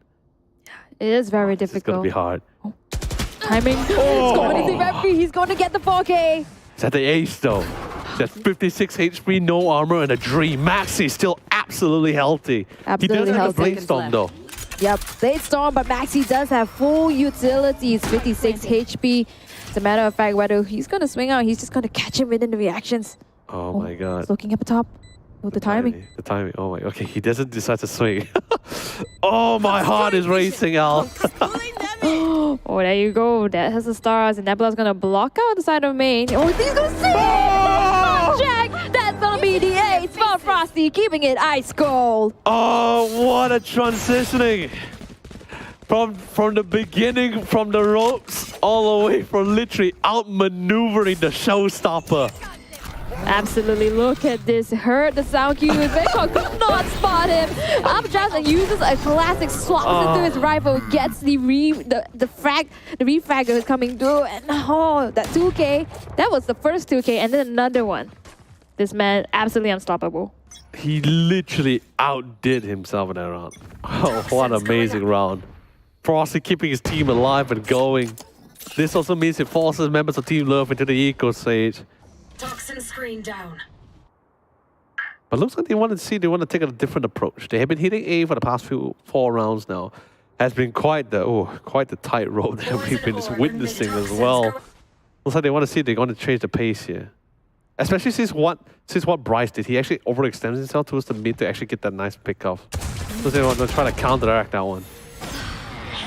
Some skirmishes out in mid, but no one's really dying just yet. Referee gets tagged. It does have the heal.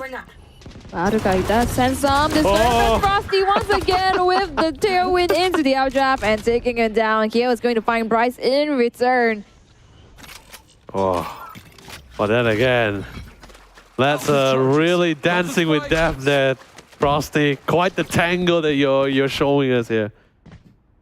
But of course, at least that means they have now full control of the middle area. But referee playing with the angle. There's trade for one before getting traded back. Oh, there you go. One more up there though. Significant though. Rekko? Ah, they did not expect, but Rekko gets one, he gets two! He does not get the third one though! Sube super close to just dying to his death. Shinsei, it's the last man standing. Sube 15 HP. We saw it happen in the previous round with Frosties. Will it happen again? This is crazy. Spike planted. Oh my god. That's what I'm saying. For this series, it's literally, the title of this movie is literally individual skill play. The one who's able to make the plays, the one who's able to dish out the most amount of damage, and Revcall, big brain, drops down, and they're still focusing at the corner that was previously in. I'm actually surprised they actually didn't hear him dropping down the first way. That was relatively close, isn't it? Yeah, relatively close. Yeah. And I like the way that Louvre played that as well. They were on Ecos. Reverie was holding up on Raptors, but they did not know that even after that, after taking down Reverie, that Rekko was right behind him. He managed to get two and really damage Sube out. So making it just a step closer for Shinsei to close it off. I mean, you know the saying, right? You gotta do what you gotta do to get that win. Absolutely. Speaking of what you gotta do, the Viper's Pit is popped up and missed, so that's gonna be a no-go for Todak. Frosty's gonna try to get the play storm. Again, yes, punished by Shinsei, his counterpart. That is so punishing, regrettably as well. Frosty tried to make the play, but sadly none of those blades will be on point for that one. Still standing strong, even the Viper Pit was committed to the mid area. Absolutely full control to Love, guaranteed. It looks like kill. Try to be bold about it. Will spot nobody. Shinsei is nearby for the reinforcement. But with the toxic screen being set up to his B side, it looks like they want to try to make that approach there. Yep, they might be able to make this up onto B side. The rest of Louvre, though, they are very healthy. Took down Frosties. They have to just wiggle the way in. KO is going to find Shinsei, equalizing the playing field. That's going to be two hostiles suppressed, so they know that there's going to be two threats up in heaven. Oh, their own Viper's Pit is going to be popped up for added security. It's going to be great because this will at least force certain attentions away. Do a little bit just to check the corner, but Kill playing at the very edge, spots the gun, doesn't go for the spray. They're all playing within the toxin itself, within the Viper Pit. Quite a precarious situation. The members of Team Louvre absolutely blind. And Reverie, he knows the situation is dire, but it is still a 1v2. He just needs to find the heads, he needs to find for bodies. Viper's Pit not going down anytime soon. I think at this current situation, he's either going to go for exit frag or he's going to get fragged himself. Oh, he does get kill. That's going to be consolation though. Thirsty. Quite the consolation, but still will fall to the edge of the bomb radius. 3 for 3. Now this is exactly what we were looking for. All this action, this brawl, this frag fest between the two teams here on such an aggressive map. Yep, the back and forth. And mind you, that was Todak's round to actually lose. There was the Thrifty. They lost out Frosties, but played it super well. And I guess B-side was just open for business for them to walk on through. A bit too much commitment into the mid-side for Louvre over there. A little bit of a mistake. I think the best one was they were able to mask their attention as much as possible before getting to the side. Shinsei, of course, not going to be able to land those blades, but Max on the other hand was on more point, and Shinsei returns to retaliate back. Sube does a little bit stronger though with the 2K. Now it's back to the 3-on-3. 3-on-3, indeed. Snakebite just going to try to stall in the retake, but there goes Red Haruka's going to finish him off. Price with a really sharp Sheriff. Oh, he does see the fire. Is he going to go for it? Is he going to swing? One enemy remaining. Almost repeated Shinsei there. Almost. Yeah, oh my lord. I thought that was going to be another collabor since they were so nicely lined up too. Kale's still alive, but the Classic will have the final say. Another thrifty round for the team here. That's just a movement error, honestly. It was really this close. It was just the fact that he was still walking, whereas Reverie was expecting someone to peek out. This is just one of those situations. Sometimes the rifle isn't giving them the necessary blessing in this anti-eco rounds, unfortunately. Oh my lord. But then again, amazing, and I mean amazing pickoffs. Definitely. Like it's such close quarter situation. Absolutely fantastic. Quiet start once again. This time on the save round, it is Todak back and forth all the way. The name of the game, Shinsei, finding Frosty's counterpart and really damaging KO to really low HP levels. Taking the time. Slow and steady, of course, win the race. Scoreline relatively close. Actually more closer than it's supposed to be, let's be honest here. My God. Starting from 6 or 7 rounds of massive mayhem. And then now it's just absolute silence. But you know the saying, right? Especially once the time tickles down, it's the calm before the storm here. But the referee is able to hold his own. He's no longer playing mid this time. He did make his intention clear. He's currently holding on towards that A side. They don't have tower control just yet. But Aduka is relatively waiting to garner that control. And he does remove Shinsei from the equation. Oh, that's going to be an indicator of their injury. Redco and referee's going to find one for the stars, make that 2. That's a tag team back and forth. And that's exactly how you play and hold down sight. Another round of the meat grinder again. Not enough cover towards the A main doors as well. So that allowed that crossfire. An instant timer, I mean, yes. An instant timer coming from Todak as well. Had to be called. It had to be made. Something was not going right. Rounds which actually supposed to be dictating their victory also didn't go according to their plan. And even some of those rounds when they did win, it's so costly. Yeah. And it's just been this back and forth like you were talking about. Like it seemed as though the previous scorelines was very convincing, but no one really had this huge advantage. At this current moment, Louvre, they gotten 2 wins within a row, so I guess they're getting a little bit more comfortable with the creds, but Todak, they have some answering to do. Like, they actually found a way to break Team Louvre at one point during the eco round. It's just that suddenly individual skill play once again came from Team Louvre. Like, especially from Bryce. 2 pickoffs with a sheriff, and I'm like, at close quarter against rifles, I'm like, all right, that's what a man, what a lion. That really set the pace for the rounds. And it was because of that round really broke Todak's economy. It really did. They tried to turn things around, but Team Louvre was just not going to allow them that opportunity. Yep. Ultimates available on the side of Louvre, though. Showstopper as well as Cosmic Divide. That would be huge in terms of retaking or even just stalling ability. Anybody's going to burst through sight. Sube does have the Rolling Thunder, and the same on the side of GT has the Cosmic Divide as well. Any of these utilities could definitely be in their favor. Ooh, you hear the jump though. He did. You would have to have the operator as well. I don't think he has to reveal the existence just yet, so it can be quite painful and punishing if he actually land that shot. Cut pre-fire, try to force on any forms of utility, but let's be honest, Team Louvre, not Soul. However, wow!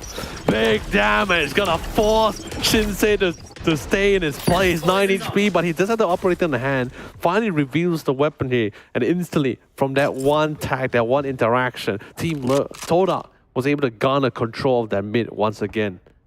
But that doesn't mean they're in the clear just yet, El. Yep. They are holding on to B side, anticipating any movement coming in from the heaven itself. But I think the lack of movement and activity might just give them an inkling of where they could possibly be. They're holding off mid. Aduka finally gets one onto Revi, and actually that's from A side, I believe. It is. Yeah, that was A side really far. Redco now, all turning on the showstopper. He manages to find KO really by the hair. I love it. Kill was also trying to do his best to jump out of the way, but the impact radius was just too big. The thing is, look at this big flank coming in from Frosty. I don't think they will know, but Shinsei was able to get the backstab first, and Frosty will return the favor as well. Does manage to reposition himself and adjust towards the rafters. Will be able to find Jeed. And now suddenly, initially when Todak had control, everything starts falling apart as Shinsei breaks them down piece by piece. Oh, such a disparity now we're seeing coming in from Todak, and this is not like them at all. Suddenly time is an issue, and it doesn't seem as though they really want to run in and burst into sight, which I understand, but other than that, what is your next game plan? The thing is, because right now, especially Team Louvre, is adjusting to this the current scenario. Yep. If there's no aggression, they don't overly pick themselves. If they're just buying running down the clock here, then Team Louvre will also following in suit and utilize utility to slow them down and slowly choke them out. Singles or kill towards mailroom. They did get control of mid area. They try to push their way forward. However, with the existence of the showstopper denies their form of entry. They try to get back the tower control and hopes that actually no one is there, but of course Shinsei was there to break them down. And he has literally, from tower alone, repositioned himself in 3 different spots in that area to get 4 respective kills. Yeah, but it's those shifty movements that really keeps them on your toes, and Todak, they cannot find an easy entry point into any of the sides. Both sides have the duelists, you have to face both of them. And I like that Louvre, they're starting to stand their ground. They're not budging, they're not moving, they're not being overzealous, by the way. Except for the initial attack onto Shinsei, but he has Reverie at his disposal, and playing off your teammates, very important. Yeah. And I think what makes it even harder for Todak to break this defense, despite being on the attacking side, there's just not only the utilities that they had to go through, but just constant switching of positioning. Constantly keeping outside. 1 minute there's this 1 minute you see Reverie holding out the middle, then another minute he goes to A. Same goes for Revcore. He's also switching in between the 2 sides and positioning, constantly keeping Todak on their toes and not giving them like a definite answer on which side is the easiest to tackle and who is easier to break through, because they have absolutely no idea, except gambling on the fact that, okay, we just have to visually see which utility is being used against us and just try to figure out on the spot itself. I mean, you talk about visually see, but with that being said, you know, you have the Viper, you have the Astra. Can you really visually see where exactly they are? Even Reverie himself, like with that Sage Wall, has blocked so much entry earlier onwards. And he's been shifting left and right. Oh gosh. You can see the utility usage that you're talking about. It's difficult. Even if you see it, the time is not on your side. You have to run in. I think so far both Frosty and Shinsei was able to just utilize that split-second decision-making really well in this round. Those multiple situations you can definitely see as clear as day. That split second of deciding where to go, how to tackle, how they want to utilize their scenarios. Literally, it is this game, this map itself, is just an absolute movie film between both Shinsei and Frosty. Back into it, we have a bit of a technical pause. I believe it could be hindering a little bit of the players' gameplay so far, but I mean, you know, they could flick the mouse so hard that they flew across the table. I mean, you saw that pro match. I mean, I heard pro players also tell me before, sometimes when they flick their mouse in VALORANT, it literally they literally actually threw the mouse across the table. Have you never been in that situation? I remember calling out, I ran out of mouse pad. I have a heavy mouse. I like heavy mouse. I see. So you do not want to flick it too hard because it might go somewhere else. I mean, I could feel it, you know. Like, I mean, the only time I ever had that issue was when my friend, like my other caster friend, Ashura, he recommended a really light mouse. Ashura, yeah. He recommended a light mouse. I tried that for a bit and had a few scenarios where I said let go of the mouse. I'm a light mouse user, by the way. Off the topic, but yes, this is the debate right now. Yeah, I mean, it feels too light for me. Too light, okay. You know, I can respect your decision. I want to feel it there, you know, not air. Hey man, just saying, preference makes the pro player. True, of course. Yep. But of course, yeah, you're saying, sorry. Oh no, I actually have nothing to say.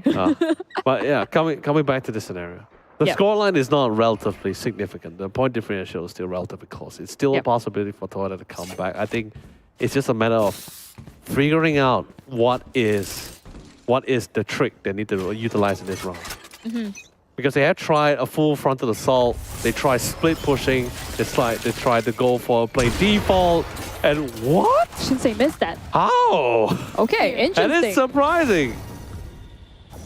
Viper's a bit hard to pinpoint. Autocoyote shuffling his way up into Rams. Bryce is going to get KO as a refrag comes through, taking him down with the Sheriff. Here.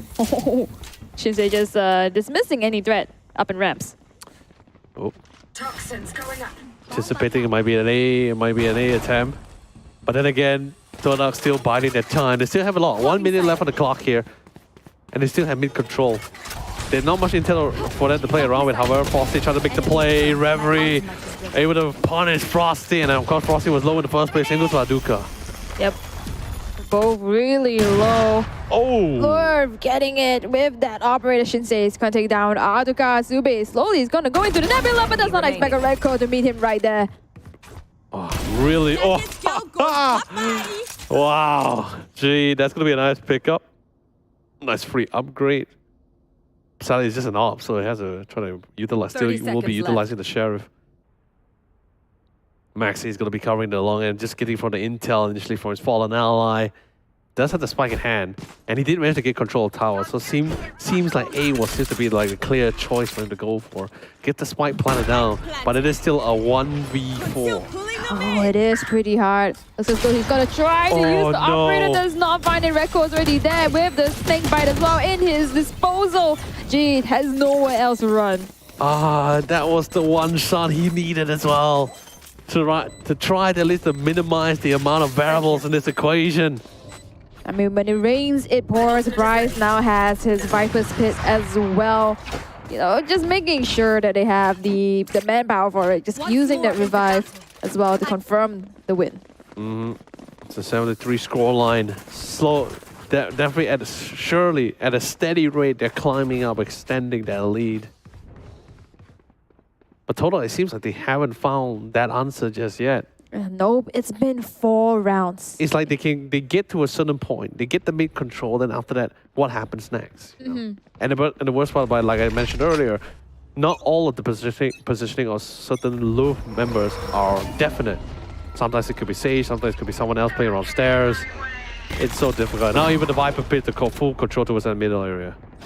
It's always so difficult because not just that, the fact that Louvre has been switching up in terms of who is playing which side has been keeping Todak on their toes, and you can never be too sure because you never know whether Shinsei is greeting you with an operator or Reverie is just going to block you up with that barrier op. Anybody could be right there.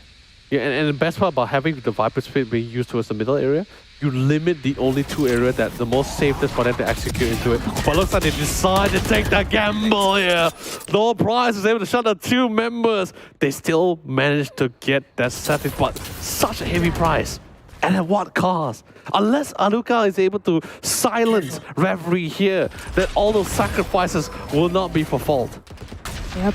Just have to get the timing, but Redcore is going to get the timing off of Zube. Aduka does get Reverie. They have the Super Max. He's right there to answer him right back.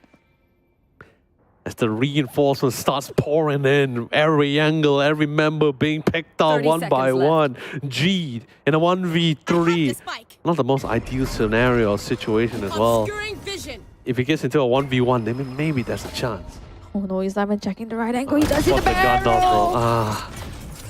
And especially from the spotting angle from certain positioning as well. You're guaranteed for sure that Redcore will be able to spot him first. It's an unfortunate scenario, but this is pretty much it. The last round before the switch. Team Love, an exceptional defense on such an offensive on such an aggressive manner. Yep.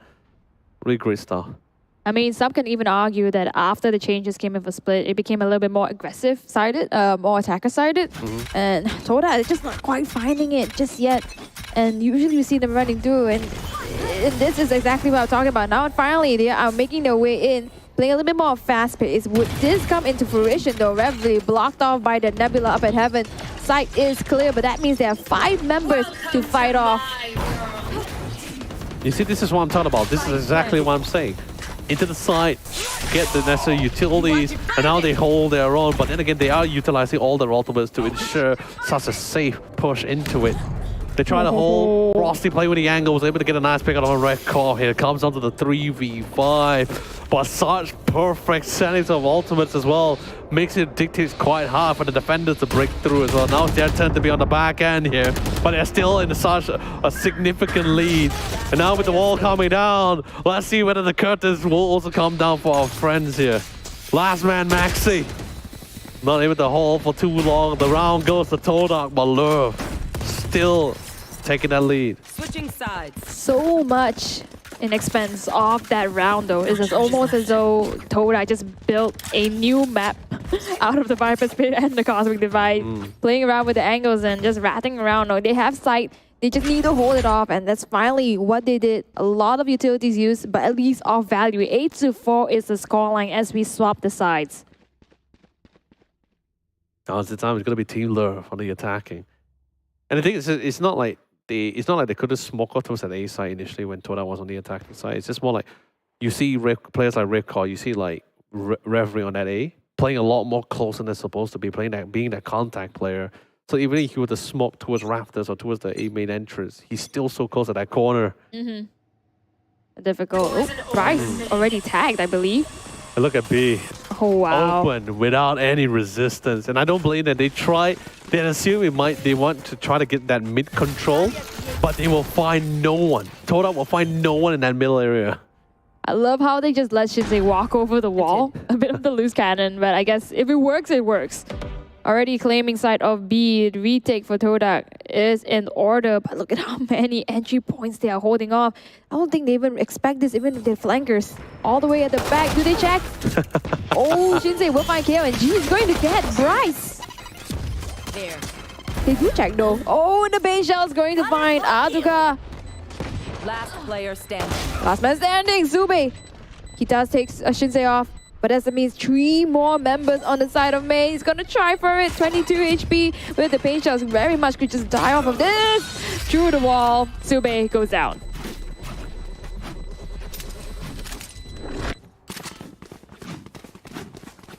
I love the attempt for them to try to go for the read. It's understandable. I think the thing is, it's pretty.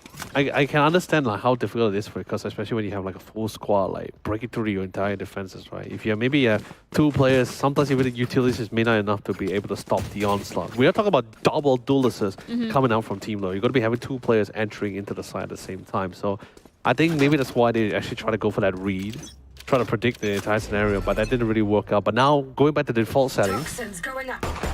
They should be able to try to slow down certain momentum. But look at Shinsei, he's already like pretty close into it. Clears out certain area. Oh, I think he senses the danger.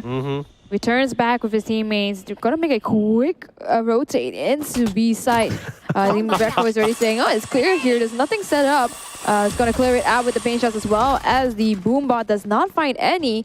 Clear as day. The rest of Todak, they are gonna play for this retake, I believe.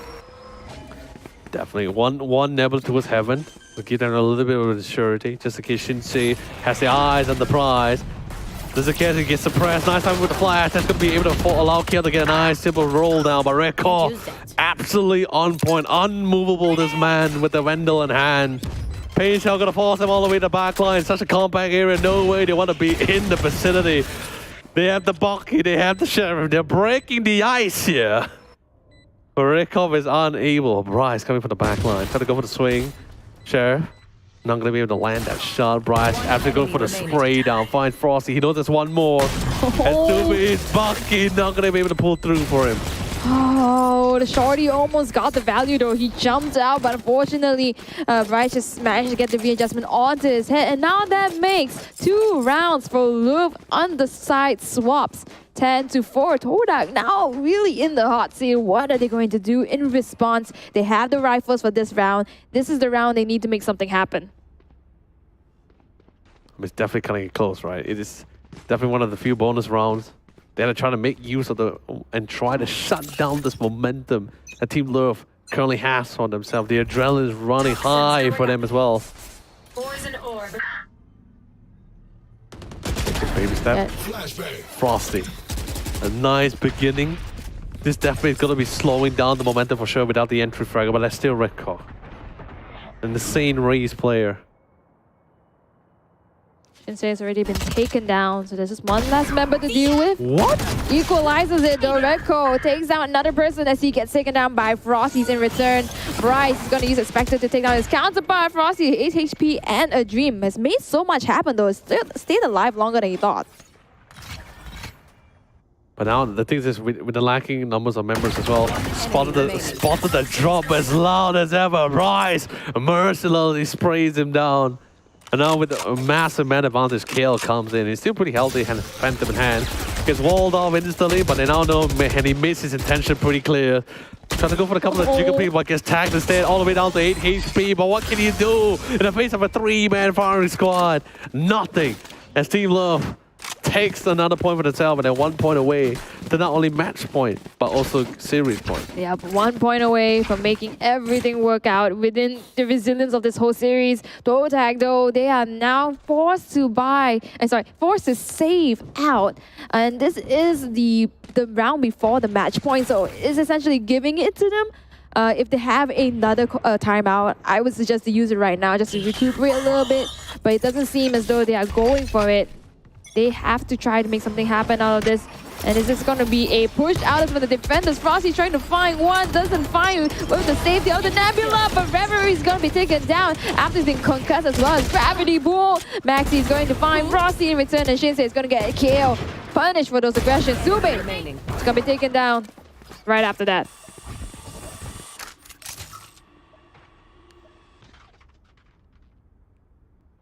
Slowly. Last man, G, of course. Great, guys. Unable to last for too long. And finally, ladies and gentlemen, match point. Series point. The 12-4. And an potentially exact same score line as from the second map, if I'm not mistaken. Yep. I mean, who would have thought this could have been the ending? It seems as though almost a foreshadow from the previous round yesterday between Bleed and X10, because the first round was given over to X10, and then Bleed took the second, and then the third. Yep. It just got harder and harder for the first winning team to come back. But this time, of course, Frosty has the operator in hand. Hopefully, he can make some magic, pull out a rabbit out of his hat for this one. Because let's be honest, magic or miracles is what they need right now to keep this game going. Extremely difficult for Louvre to just push through if there is no information. Nebula is still holding out the entry point. They're going to wait for it to dissipate. But on the other side, though, it's just 1G playing on site. No one else there besides the Viper is holding off the mid. But this could be easily countered with the double controllers. Waiting for the time.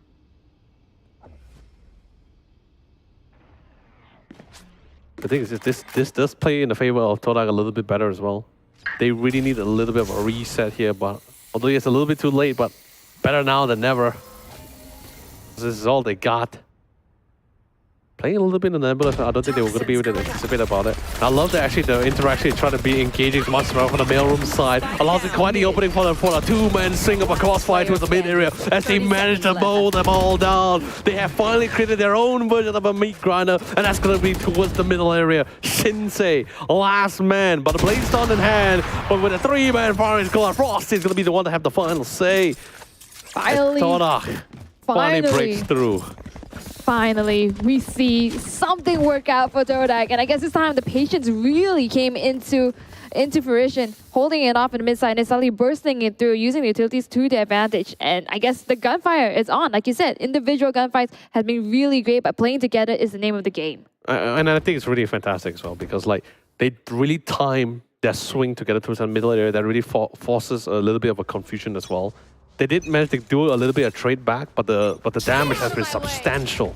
It was absolutely fantastic. But that doesn't really mean giving the Todak the clear area now. They still have a massive amount of climb to go through here.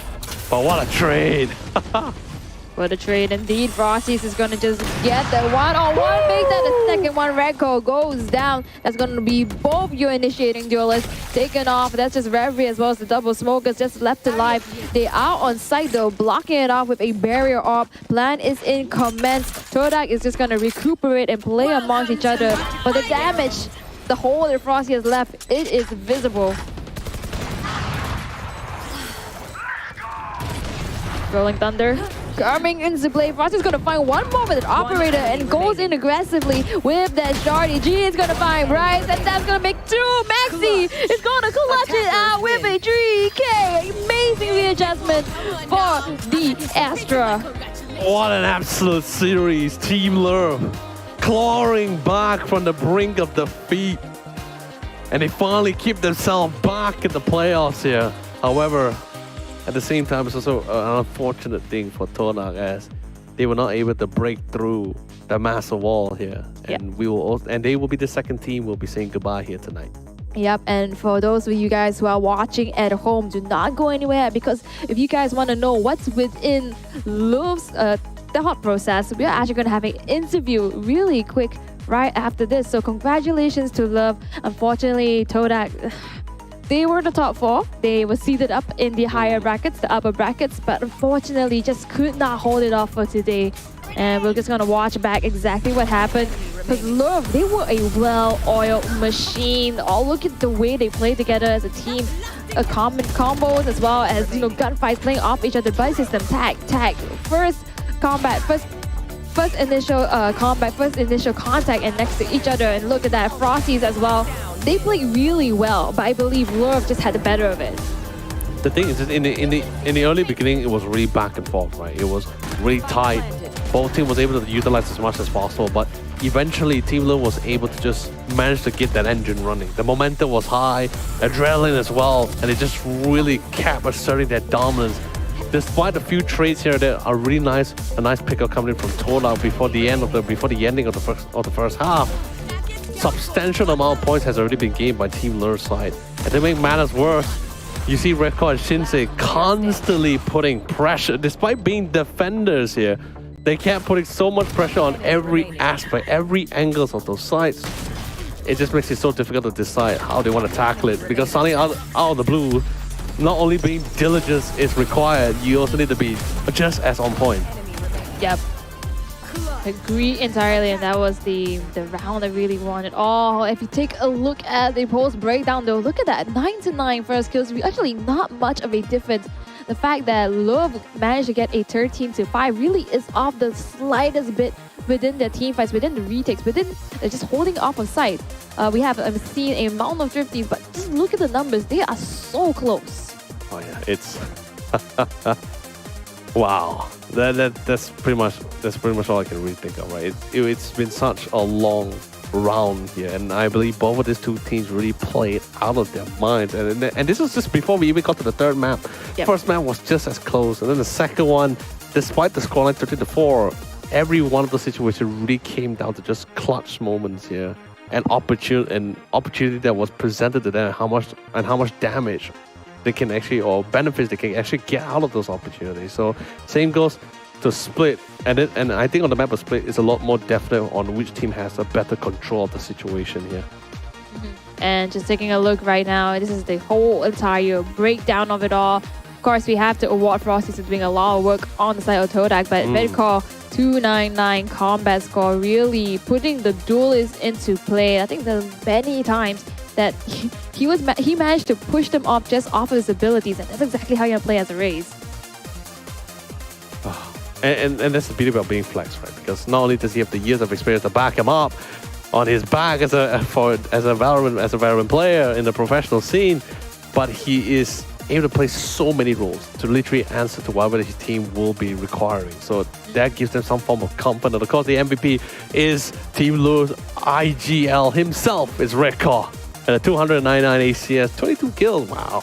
Yep, the man himself that said that he wants to end in the top 2. Anything below that is going to be disappointment. And this we talked about just now the Cinderella story maybe from X10, but you know what? This is the true rag to riches. Oh yeah, it's what a run. And honestly, I'm really happy to see him back in the professional scene. Like ever since he decided to be a coach at one point before coming back. Literally this year he came back. It's really sad to see that he was taking a break, but he's also like, growing new talents, helping other teams as well. I think that really suits his personality. So really fantastic. And the fact that this is basically a homegrown team that is not picked up anywhere. He's basically attached to the name of Louvre, right? So he's been rotating, he's been playing with the different rosters and getting into this really big stage tournaments. That is no easy feat. Yeah, it is definitely for sure.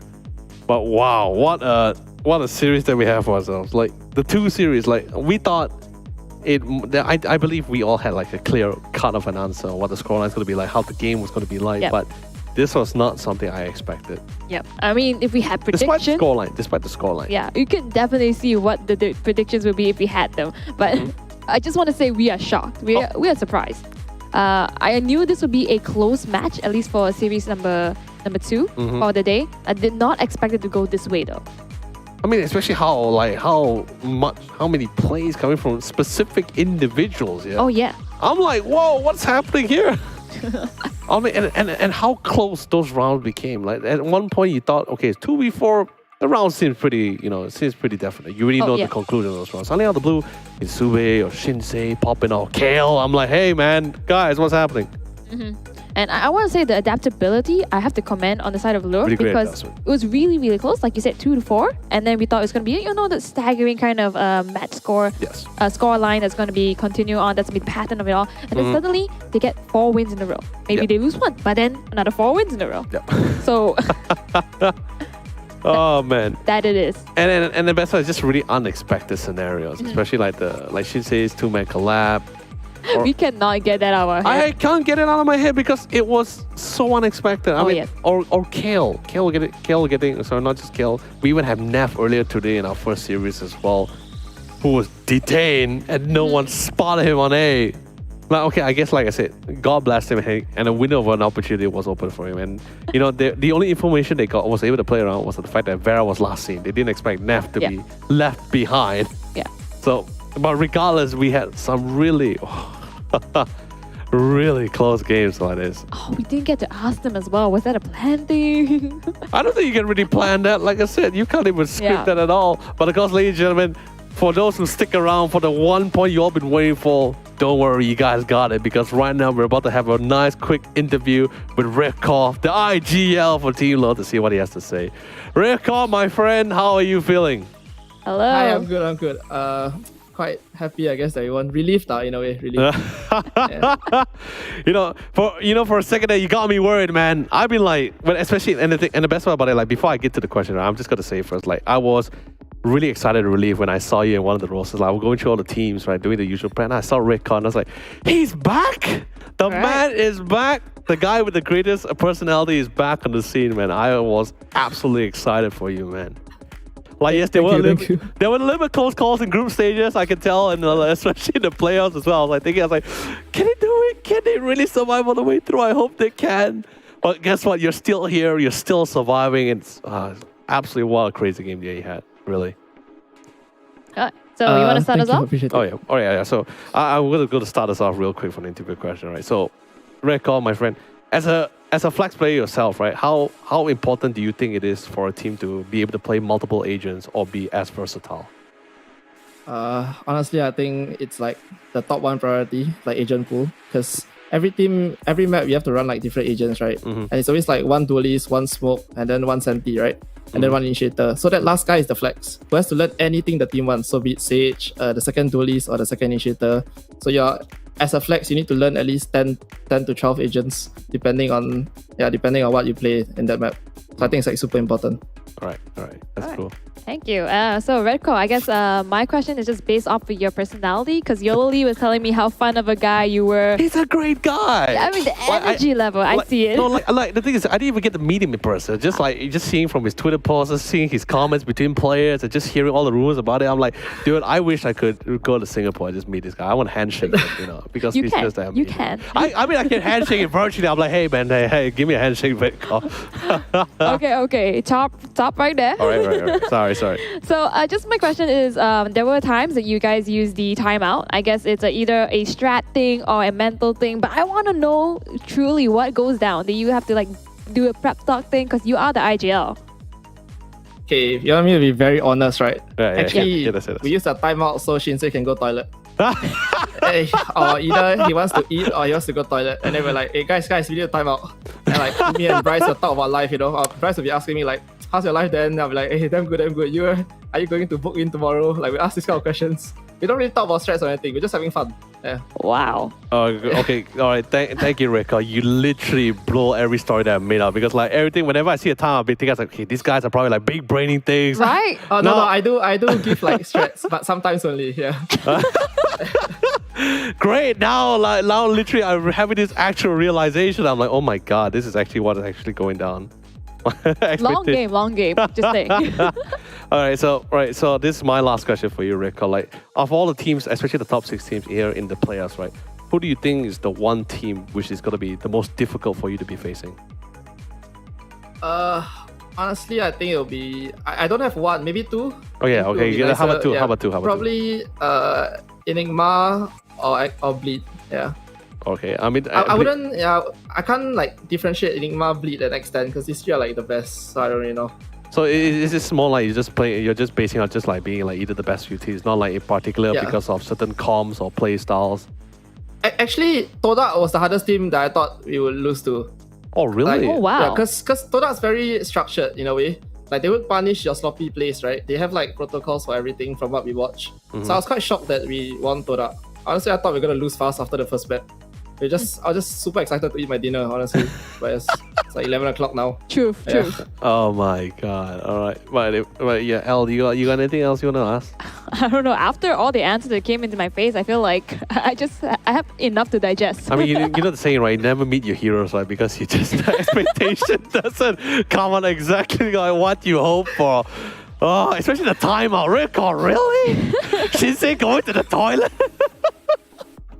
I guess, everybody needs a break. Look at all the fans now. All the fans is going to drop all the comments on Shinsei's Twitter saying like, yo, Shinsei, your time at the toilet break, right? I'm sorry. I guess last question. Because we did see the side of you that was, a bit more, how do I say this, oppressive within the video where you were saying that, anything below top 2 teams that you guys will face is a disappointment. But do you have any direct message to the rest of the teams who are still with us in the group in the playoffs? Do you have anything you can tell them? Trash talk. Honestly, if you guys lose to us, I think you guys are horrible, man. Because you're playing for fun. Like honestly, like I said, man, our timeouts are used for toilets. Before our prep talk is like singing. We literally have a karaoke session before we start the game. So you guys lose to us, I don't know, man. It's bad, maybe? I don't know. But of course, okay, Record, before we send you, alright, do you have any words you want to say to your fans or anything? Oh, I would like to thank everyone who supported us, especially like via our comments, stuff like Shinsei is a bot. Wow, it really motivated us, man. Like, you guys are the best. You guys should coach us. You guys should coach us, man. You guys are the best. Okay, thank you so much, Record. Ladies and gentlemen, this is Record, the IGL for Team Louvre. Signing off. Bye, Record. I told you he's such a great guy. Man, this is just sometimes I just regret sometimes being born in Malaysia sometimes. What? I mean, Singapore's right there. Yeah, I know it's right there, but it's not like I could just like get an annual leave off my work and just be like, hey mom, you handle all finances. I'm gonna spend like a month or a year in Singapore meeting all these crazy players. They can. I mean, Rico and friends, Louvre, they are just playing off of their own fun, their own passion. They have to think about getting the money and stuff like that. Which I think is actually quite the perk that they have. Like just not overthinking it too much. Oh yeah. Just be focusing on having fun and literally living in the moment. But of course, ladies and gentlemen, these are your updated brackets from all the series that you'll be watching. Lower bracket particularly as well here. So I guess you could say in this case, this is currently the lower bracket. It's not the lower bracket finals. This next follow-up, X10 and Team Love will be contesting each other to decide who will be proceeding towards the lower bracket finals, which will then they will decide to be fighting against the loser from the upper bracket final, and that's when we will decide who's going to be in our grand finalists between the two sides. So tomorrow you guys are in for a treat because you'll be seeing match 08 as well as match 07. So that's going to be upper bracket and the lower bracket, directly seeing the teams that are going to be facing it off in a best of 5 in match 09, which is the finals of the lower bracket, and finally making it out to the grand finals. So whoever is in that match number 9 and then to the grand finals, they have to go through a whopping best of 5 times 2. Oh man, I mean, don't say times 2. It sounds a lot.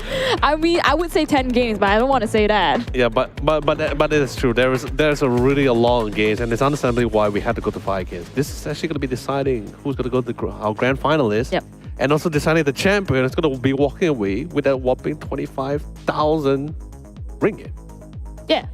That's a lot of grocery money.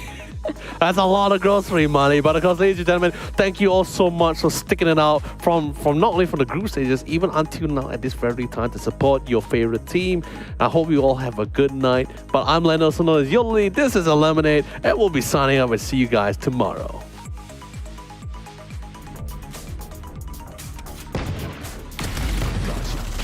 One enemy remaining. There they are. One enemy remaining. Right there.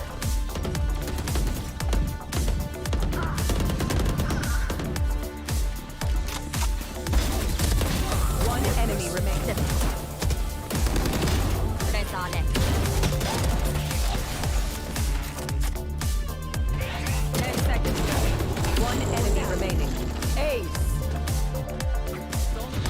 One enemy remaining. One enemy remaining. Clutch. One enemy remaining.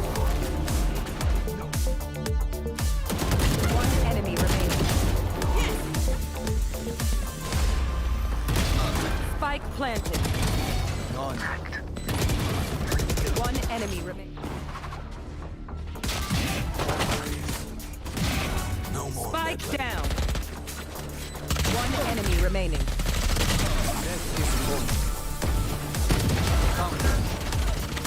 One enemy remaining. My ult's ready.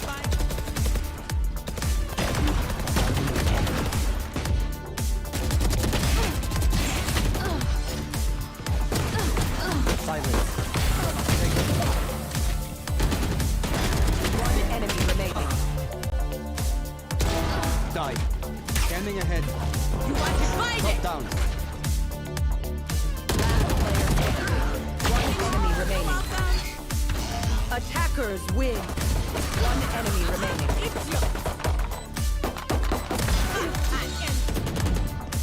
One enemy remaining.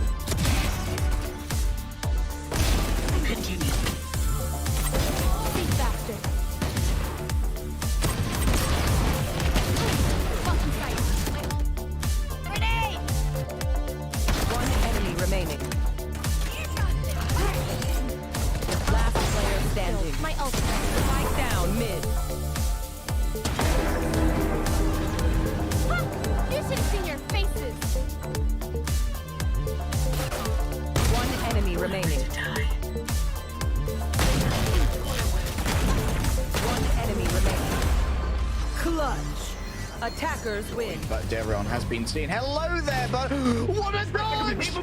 Every single one of them. Are you Each round, only one of them's been. Oh my god! So that was really brutal. They've actually gotten it. Kinda like see that, but oh my god, not again! Behind and retaliates still, but he has to call.